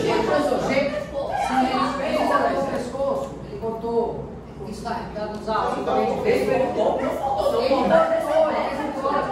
nos autos, eu vi rejeitado, Vamos concluir, Vitor Lima já tinha acontecido crime. Vitor Lima denunciar um dano sexo porque eu não estou em Vitor Lima nessa situação, não. Isso aí vai ser o caso do Ministério Público tem que apurar. Mas o meu caso diz que Vitor Lima ele já tinha acontecido crime, mas ele participou desde o início, desde a morte da justiça e detalhe. Todas as coisas não foram apuradas ainda. Mas ele reabriu o inquérito, o Ministério Público, o desembargador Francisco Alves reabriu o inquérito, revogando a absolvição. Ou seja, ele não é inocente. Ele tem o índice de culpabilidade. Isso aí está nos autos, isso aí está no próprio inquérito que foi o que o Ministério Público recorreu. Francisco Alves, pode pesquisar, pode liberar o Ministério Público. Vamos lá depois disso. Participação e nota. Em relação, houve um suporte inicial por parte do réu. O Marco, até mesmo, ele possuía um próprio. Ele era fã de perícia legal. É fã de perícia legal. No começo, para observar isso até mesmo, nos próprios autos do processo, não se preocupe que eu vou liberar para vocês Jesus. Nos autos, eu já liberado para um grupo da sala, imagina. Mas no próprio processo alega que o Marlon, a polícia de investigação da Espanha viu que eram casos, primeiramente, de assassino de aluguel, ou seja, foram cortes muito precisos. Como é que isso aconteceu? Uma adolescente de 19 anos, vocês acham isso? Uma adolescente de 19 anos fez tudo sozinho. Ele chegou lá, cortou os pedaços minuciosamente, ele era um assassino de aluguel. Não, era um 19 anos, aspirante de jogador de futebol, nem jogador de futebol era. Não é? Posso concluir? Ele é um aspirante também com o réu. Não, está falando do réu. Eu estou falando. Ele está falando de Patrick. Está falando de momento. Eu falando de informação. Vem aqui.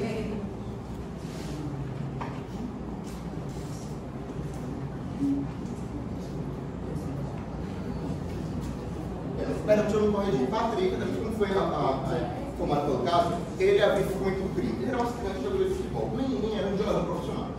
Ele pediu a pizza como próprio, aqui na defesa que fez de forma brilhante, e também promotoria de forma brilhante. Explicaram o caso.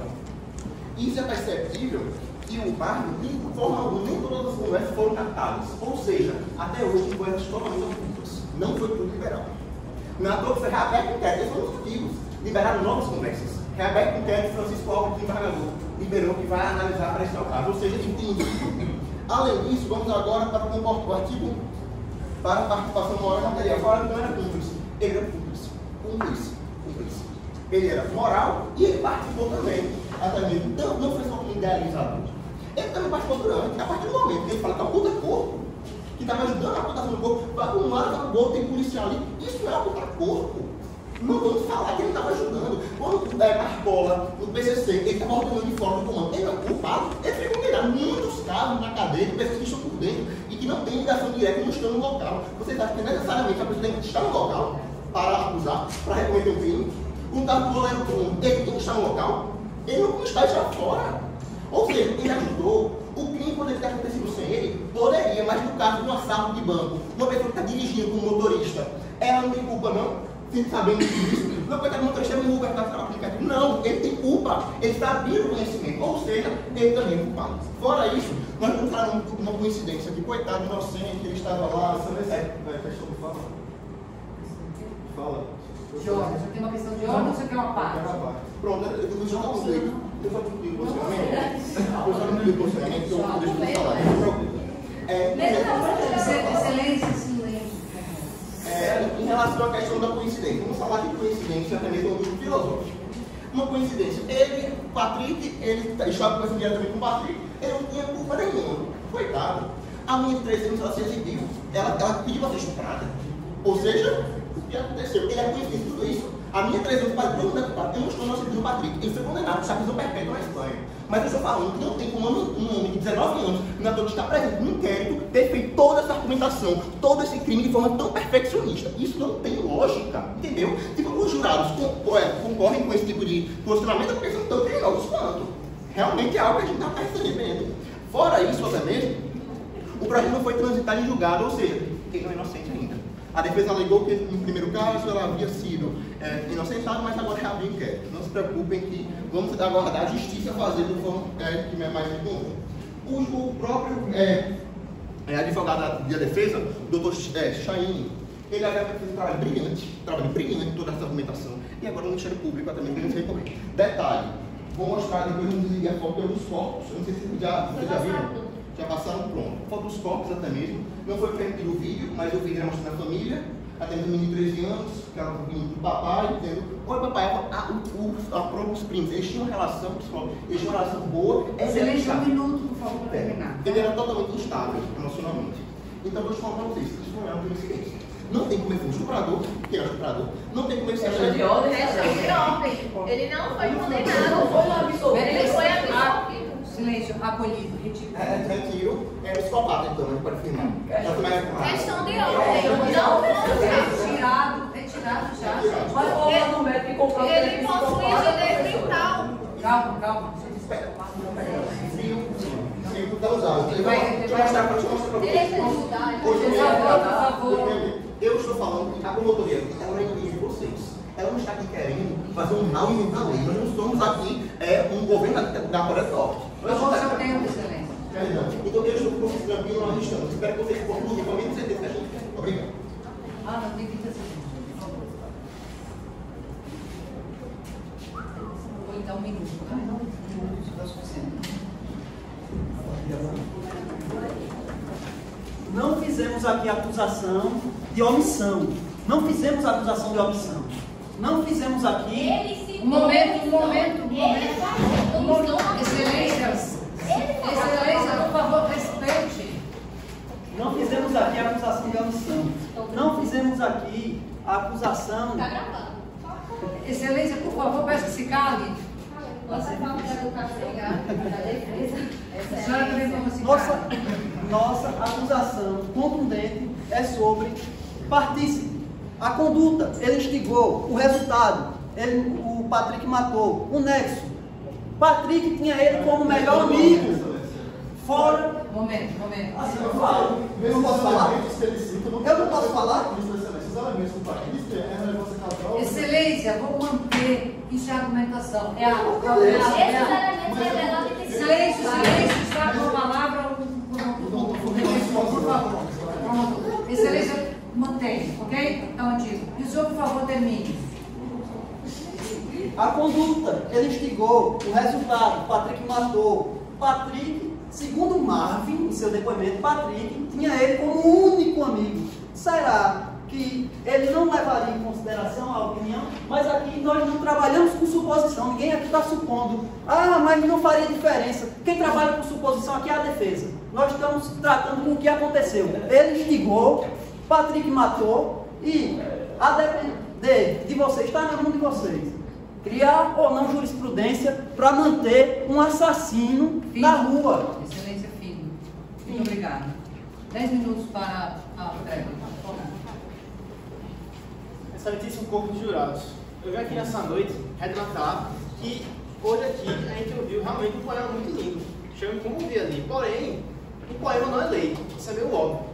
Então, eu quero mostrar para vocês que, enquanto nós estamos aqui com um ordenamento jurídico, um fundamento do Código Penal, a promotoria vem com a comoção, com a emoção do que aconteceu. Sendo que, como o doutor Ícaro respondeu, eu peço que vocês deixem os valores morais, valores éticos de trás da porta.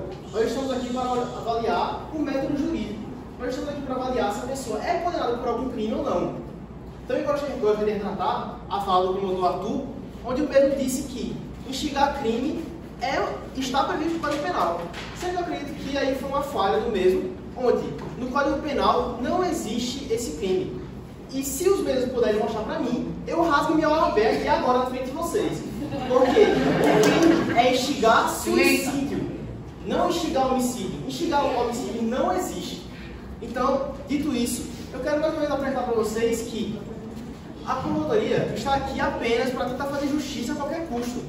Ela está aqui para todo momento tentar endemonizar a imagem de Marvin, fazendo que Marvin se pareça um vilão horrível, que é uma ameaça à sociedade, que oferece perigo a quem está ao seu redor. Sendo que Marvin se trata de um adolescente de 18 anos, que não tem antecedentes criminais, que não tem nenhuma passagem nem pela vara da infância, nem pela vara da juventude.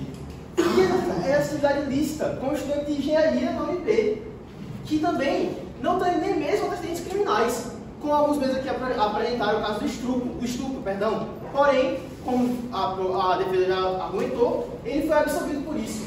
E eu garanto que ele não foi absolvido do nada. Então, ele foi julgado e foi absolvido, então o motivo existiu ali. Então, o mesmo não teve nem sequer antecedentes criminais para isso. Como que Marvin vai ser esse criminoso tão perigoso na sociedade?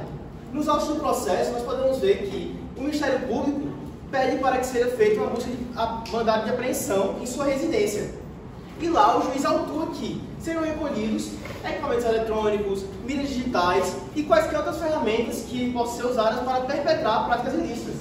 Sendo que, no relatório da busca de apreensão, entregue à polícia, nós vemos ali um item inusitado, que é um livro. Um livro o qual foi citado pela promotoria, que se tratava de posse de sua mãe.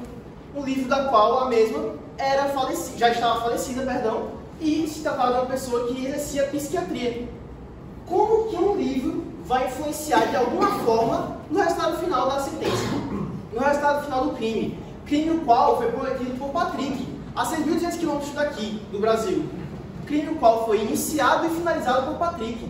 Onde que esse livro vai entrar de alguma forma dentro do caso, como um sequer possível, como o juiz autuou, ferramenta para perpetrar uma prática ilícita. Isso mostra que o Ministério Público está todo momento tentando ser abusivo, querendo fazer justiça a qualquer custo, fazendo que a imagem de Marvin seja de um vilão horrível. Nós também podemos falar do seu mandado de prisão preventiva, o qual mesmo, ainda quando na época era apenas um possível suspeito, ele recebeu um mandado de prisão. Sendo que, se vocês olharem no Código de Processo Penal, artigo 312, vocês vão ver lá que a prisão preventiva, ela se dá quando existe um perigo à ordem pública. Qual é o perigo que Marvin ofereceu em algum momento à ordem pública? Marvin, como eu já falei, 18 anos, tem um passado perfeito, não tem nenhum antecedente criminal. Qual é o perigo que Marvin vai oferecer ali à sociedade? Ou seja, o Ministério Público, caros jurados, não está aqui para defender o certo e o errado. Eles estão aqui para tentar fazer com que Marvin seja demonizado a qualquer custo. Eles estão aqui ferindo o princípio da dignidade humana. Porque Marvin, quando sofre essa prisão preventiva, ele é tratado como coisa. Marvin é sujeito a humilhação pública, andando com uma tornozeleira por um crime que ele nem cometeu. Um crime pelo qual ele nem se envolveu. Não existe fundamentação jurídica que prove que ele é punível pelo que ele fez. Ele não se envolveu de forma alguma nisso. Portanto, sem mais considerações, eu passo a falar do doutor Ícaro. E diante do exposto toda essa noite, é claro que está sendo visto aqui. Não há participação, não há elementos plausíveis e suficientes para enquadrar ele com participação. Você, o promotor Arthur Veras, comparou ele com um cara que dirige no banco, materialidade. Ele se carregou o corpo, ele abriu o saco, ele de alguma forma materialmente contribuiu para o caso. Não há, supra os elementos plausíveis e suficientes para enquadrar como partícipe do fato. Falou sobre instigação. Instigação não é crime. Mostra o Código Penal quando ele fala que instigação não é crime. Aí vocês estão afetando a segurança jurídica. Pelo amor de Deus, a segurança jurídica está sendo afetada aqui nesta noite pela promotoria, querendo criar lei onde não existe, afetando uma nova pedra, a dignidade da pessoa humana. O que está vendo aqui é um absurdo. Um absurdo o que está acontecendo aqui contra o nosso ordenamento jurídico. Não tem cabimento. É claro que está sendo visto aqui, não é crime. Está ferindo a dignidade humana. Mas não é só dotado de deveres diante da sociedade, não. Ele é dotado de direitos também. Direitos que eles são inseparáveis e não podem ser retirados dele. Ele tem direitos também. E a promotoria quer criar lei onde não existe para tal fato. Mas ó, pode desconsiderar o que a defesa falou. Pode desconsiderar. Sabe o que pode fazer? Pode pegar o Código Penal e jogar no chão. Pode jogar o Código Penal no chão. Pegar aqui, ó. O Código Penal não serve de nada mesmo. Não serve de nada o Código Penal. Não serve pra nada o Código Penal aqui, diante da promotoria. Criar lei onde não existe. Eles estão passando do lugar de aplicador do direito para criador de lei, direito. Criador de lei, papel que cabe somente ao legislador. Querendo criar lei onde não existe, criar caso onde não existe, criar contundência onde não existe. Foram fracos da fundamentação e querem usar presunções e indícios para embasar. Será que o que aconteceu? Não, nós trabalhamos com fatos e o fato foi claro e mostrou. Ele não participou, não há crime quando tem instigação, é claro no Código Penal e é fato. E vocês, juiz, têm o papel mais importante aqui nesta noite. Decidir se ele vai ser preso ou não, se ele vai ser acusado ou não. E diante do artigo 415 do Código de Processo Penal, eu peço o inciso 2 que fala provado que ele não é autor ou partícipe e o réu será absolvido. E peço absolvição. A questão é, vocês adolescentes do P1 querem carregar esse peso para o resto da vida de condenar um jovem de 18 anos que tem sua faculdade interrompida por diversas vezes, atrasou sua vida diversos anos por conta de uma coisa que não cometeu, não teve nenhuma relação, não teve nenhuma participação. Cabe a cada um dosar sua consciência e saber, será que eu quero carregar isso? E diante disso, eu encerro minhas considerações. Obrigada aos senhores membros da defesa. Obrigada aos senhores. Nós teremos direito à réplica? Não. A réplica o senhor exerceu, agora a réplica. Tem 2 minutos e meio. Gostaria de utilizar? Sim. Por favor. Boa noite novamente. Eu só queria retificar o que foi dito pela promotora Camille sobre a questão de que eu falei que eles disseram que Marvin era psicopata. Mas eu quis dizer que no sentido que eles estão apresentando de que Marvin tinha a obrigação de denunciar, eles estão querendo dizer que ele é psicopata. Porque quando você tem um vínculo de amizade com alguém, você vai sobrepor o sentimento de amizade, de amor, de compaixão, de proteção com seu amigo, em detrimento do sentimento de acusação e de denunciar o assassino, entendeu? Então, é muito importante que nós levamos em consideração que o réu estava sob estado de choque e ele preferiu proteger o seu amigo, não por má fé, mas sim pelo sentimento de proteção, porque ele não ser dotado de frieza 100%. É só uma correção, porque eu acho que a advogada Nini se equivocou momentaneamente, não intencionalmente. É questão de ordem. É questão de ordem ou que é uma parte? Não, é uma questão de ordem, porque estado de choque não é algo que pode ser Mas é importante frisar que o réu tinha um transtorno de pânico. E ele com certeza ficou com pânico. Você não pode citar. E outra coisa que eu acho importante citar também é que. Sem debate. Conclua. É importante citar também que os promotores citaram a questão da ironia. Mas a ironia é uma figura de linguagem subjetiva. E não cabe a nós, que estamos analisando as mensagens de texto, simplesmente olhar e falar, não, foi sim uma ironia. Uma ironia vai da parte da pessoa que está analisando. Então, e como citado pelo delegado Ícaro, advogado Ícaro, é importante relembrar que o que foi falado por Marvin não foi uma ironia, uma vez que nós não temos certeza e não temos clareza da entonação que ele quis usar e nem da intenção ao falar algumas mensagens que ele disse. Não, tá tranquilo. Aqui o laudo médico, apresentado pela advogada Clara, que foi atestado que ele faz o diagnóstico sim da venlafaxina com a dose máxima do mercado, 75 mg por dia. Portanto, então temos aqui a prova. Considerações finais, considerações finais. Vale lembrar aqui que a promotoria também fez muito uso da questão da analogia, comparando um crime com esse que a gente está jogando agora. Sendo que o Código Penal ele não admite uma interpretação extensiva, ou seja, ele não admite analogia. Ou seja, eu peço que vocês desconsiderem essas analogias feitas porque cada caso é um caso e cada caso responde a uma lei específica, de uma forma diferente.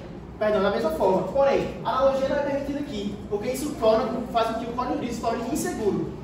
Então, mais uma vez, eu quero falar também que a prisão preventiva de Marvin foi dada com base em suposições, a qual não é permitida. A prisão preventiva de alguém deve se formar, deve se calcar sobre fatos concretos. E o mesmo foi preso baseado em suposições. Por isso, mostra mais uma vez a ferramenta abusiva que o Ministério Público usa para ferir a imagem de Marvin a qualquer custo, ferir sua dignidade humana e fazer justiça a qualquer custo, que é um dos princípios basilares do direito que aqui foi quebrado várias vezes. Tem mais considerações? Muito obrigada, Excelência. Nesse momento, nós faremos, então, o julgamento pelos senhores jurados. Essa presidência esclarece que nós teremos 3 perguntas que estão colocadas nas lousa aqui. A primeira delas, se houve crime, sim ou não. É a pergunta básica. A segunda pergunta é se o acusado aqui participou ou não do crime, né? Se ele participou do crime, sim ou não. Se você responder, se o jurado responder que ele participou, aí responde a questão 3, senão não responde, ok? Então, entenderam direitinho? Os jurados entenderam? Calma, vou repetir. No júri real, esse tipo de situação ocorre numa sala secreta com 7 jurados, acompanhados pela defesa e pela acusação. Nesse caso aqui, a gente está só imitando, portanto, teremos um número maior de jurados que vão votar privativamente, vamos escrever na cédulazinha pequenininha, respondendo a primeira pergunta, houve, está na lousa, houve crime.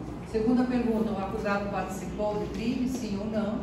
Se disser que sim, participou, aí responde a 3, se não, não responde. Deu para entender? Ficou claro, senhores? Ficou claro? Muito bem, vamos distribuir as cédulas. Peço que preencham privativamente e depois vai passar o porteiro para recolher as respostas, ok?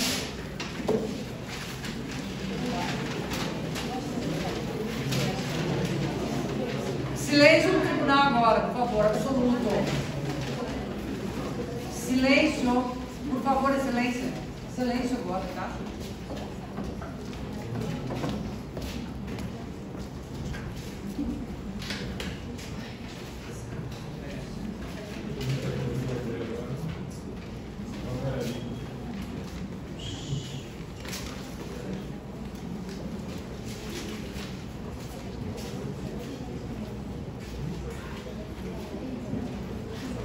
Dá licença aqui,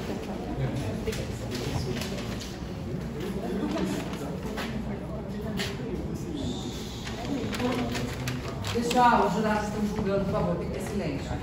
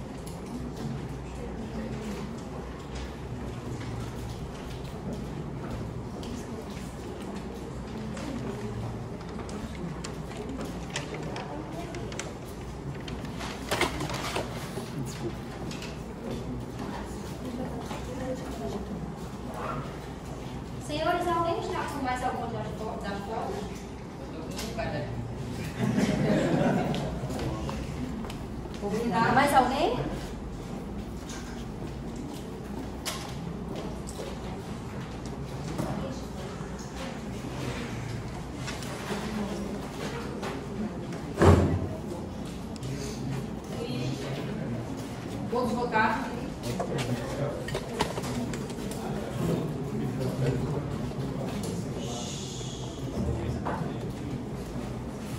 Todo mundo já votou? Todo mundo votou? Todos votaram? Vamos fazer a votação então.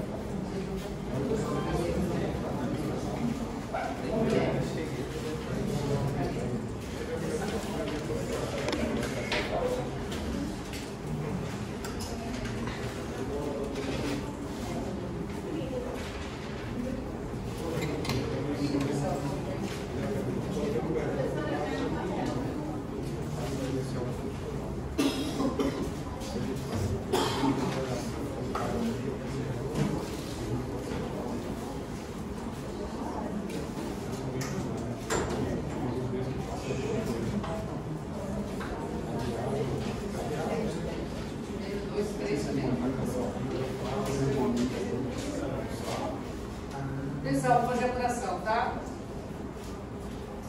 Primeiro votos, questão 1, sim. Questão 2, não. Segundo, questão 1, não. Questão 2, não. Questão, voto 3. Questão 1, sim. Questão 2, sim. Questão 3, sim. Próximo. Questão 1, sim. Questão 2, não. Próximo. Questão 1, não. Questão 2, não.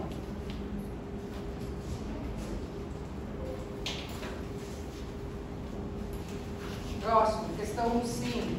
Questão 2, sim. Questão 3, sim. Próximo. Questão 1, sim. Questão 2, sim. Questão 3, sim.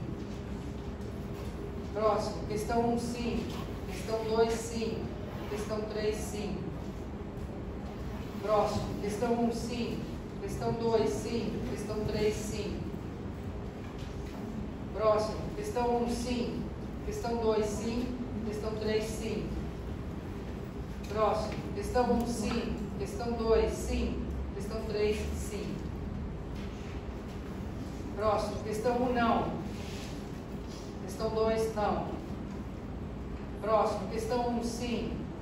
Questão 2, sim. Questão 3, sim. Próximo. Questão 1, sim. Questão 2, sim. Questão 3, sim. Próximo. Questão 1, sim. Questão 2, sim. Questão 3, sim. Último. Questão 1, sim. Questão 2, não. Vamos contar então. O crime houve, não é? São 5, 10, 13, bota o total ali. Segunda questão, se ele participou sim ou não. Sim, quanto? 10 sim, quantos não? 6 não. 3, se ele é culpado, sim. Quantas questões? 10. Ó,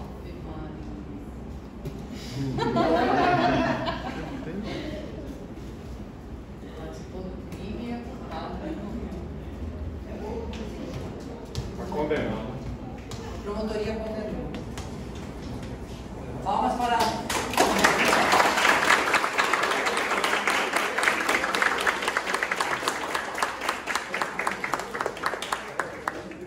A sessão está encerrada, mas agora a professora vai falar. Atenção, sentados. A professora vai falar agora.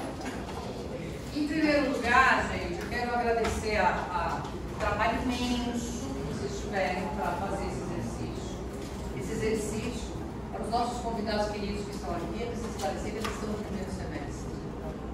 Vamos concluir o primeiro semestre, falta um mês e meio para concluir o primeiro semestre. Então, é um esforço hercúleo, claro que deve ter tido muitas falhas. A nossa visita que é advogada, com certeza encontrou aí uma função de pequenas falhas aí. Outros também devem ter encontrado. Mas no primeiro ano, no primeiro semestre, não tem nem como a gente discutir esse tipo de situação. Como é que a gente faz esse exercício? Exatamente para aprender a aplicar a lei ao caso concreto. Né? Primeiro, e é um exercício que eles fazem com gosto, eles disputam, as equipes disputam, e é uma maneira de fazê-los aprender com mais efetividade, né, aplicação do direito ao caso concreto, aplicação da lei ao caso concreto. O fato de ter sido condenado o acusado aqui, em tese, de forma diferente do que ocorreu no caso real, porque no caso real ele foi absolvido, né, demonstra que duas coisas. A primeira delas, óbvio, que a falta de conhecimento jurídico ainda, né, dos alunos ajuda a ter esse resultado. E o segundo ponto é a atuação da promotoria, que certamente foi bastante interessante também. Só que, no júri, os membros do Conselho de Sentença são pares do acusado. Eles vão julgar o acusado de acordo com o que eles pensam, né, livremente, o que eles pensam. Eles são pessoas do povo, pessoas como eles são estudantes de direito. Entendeu? Então, a defesa, no caso real, ela foi muito eficiente.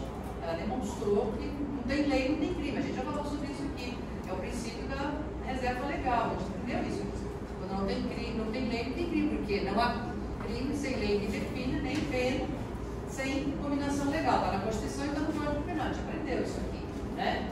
Mas vocês hoje fizeram esse julgamento e condenaram o acusado, né? Isso para o efeito aqui do trabalho da promotoria, e infelizmente não dá para criticar se foi uma situação adequada ou não, até porque no julgamento lá a defesa foi muito brilhante, né? No julgamento real foi muito brilhante e conseguiu demonstrar que efetivamente não está previsto na lei, coisa que hoje provavelmente, por mais que a defesa tenha se esforçado, não conseguiu demonstrar para vocês, né? Agora foram monstros, tá? Eu suei também. Eu vou terminar, se não quiser falar. Calma. Eu quero dizer o seguinte para vocês, que tudo que aconteceu, eu sou obrigada a falar isso na frente da visita, vocês vão me perdoar. As notas baixas que vocês tiveram na prova que a gente corrigiu ontem, no meu coração elas estão compensadas hoje. Porque o trabalho que vocês fizeram, né, para desenvolver esse exercício foi um trabalho brilhante. Aqui apareceu um bando de advogados, sabe? De gente que com certeza vai ser brilhante no futuro, né? No futuro próximo. Daqui a pouco estou terminando aí mais 4 anos e acaba, né? Então vocês estão de parabéns, realmente. Tem gente que faz uma oratória muito boa já, para estar no primeiro semestre. Vocês estão fazendo milagres aqui, né? Então eu quero saudá-los por terem, né, conseguido esse feito. Vocês fizeram um trabalho lindo, foi mesmo de parabéns, né? E demonstraram que esse exercício precisa continuar. Esse exercício, para as senhoras que estão nos visitando, ele existe desde 2018 aqui. A gente começou em 2018, eu vim para cá do Rio de Janeiro e fui, né, fiz uma distribuição, né, vim para cá. E a gente começou esse exercício e cada semestre ele é mais atraente para os alunos. Cada semestre eles querem fazer mais. Hoje vieram alguns alunos de outros períodos para assistir, né? É um exercício que ajuda muito os meninos do primeiro semestre, embora seja dificílimo de fazer, né? Mas exatamente porque ele a área penal é uma área que atrai os meninos, especialmente no começo, porque não se sabe muita coisa ainda. Então a área penal nos atrai muito e por isso que a gente trabalha com esse exercício no campo penal. Podia fazer na área civil, qualquer outra coisa, mas nada é tão instigante, não é, como atuar na área penal, né? Chama muita atenção dos alunos e eles gostam, curtem, fazem com prazer esse exercício, se matam pesquisando, a gente percebeu aqui, né? Todo mundo foi, de um lado e de outro, foram brilhantes, com certeza, Nicolas, não tenha dúvida. A defesa foi brilhante, sim. O que eu digo é que lá na vida real ela conseguiu convencer os jurados de que não havia crime nas práticas do acusado. Aqui, não necessariamente, ela conseguiu, não que ela não tenha sido brilhante também. Então, vocês estão de parabéns, mais uma vez, eu agradeço. Vocês terão aula novamente no dia 30, quando vocês terão a terceira prova. Vocês terão aula com os monitores para a lei de introdução, se recordam, né? E terão também sobre direito e justiça e direito e moral com os meninos do mestrado, se recordam, né? E a prova nossa vai ser no dia... Vocês decidiram se vai ser em dupla ou não? Sim? Vamos votar rapidinho, em dupla ou não? Ok, Júlia.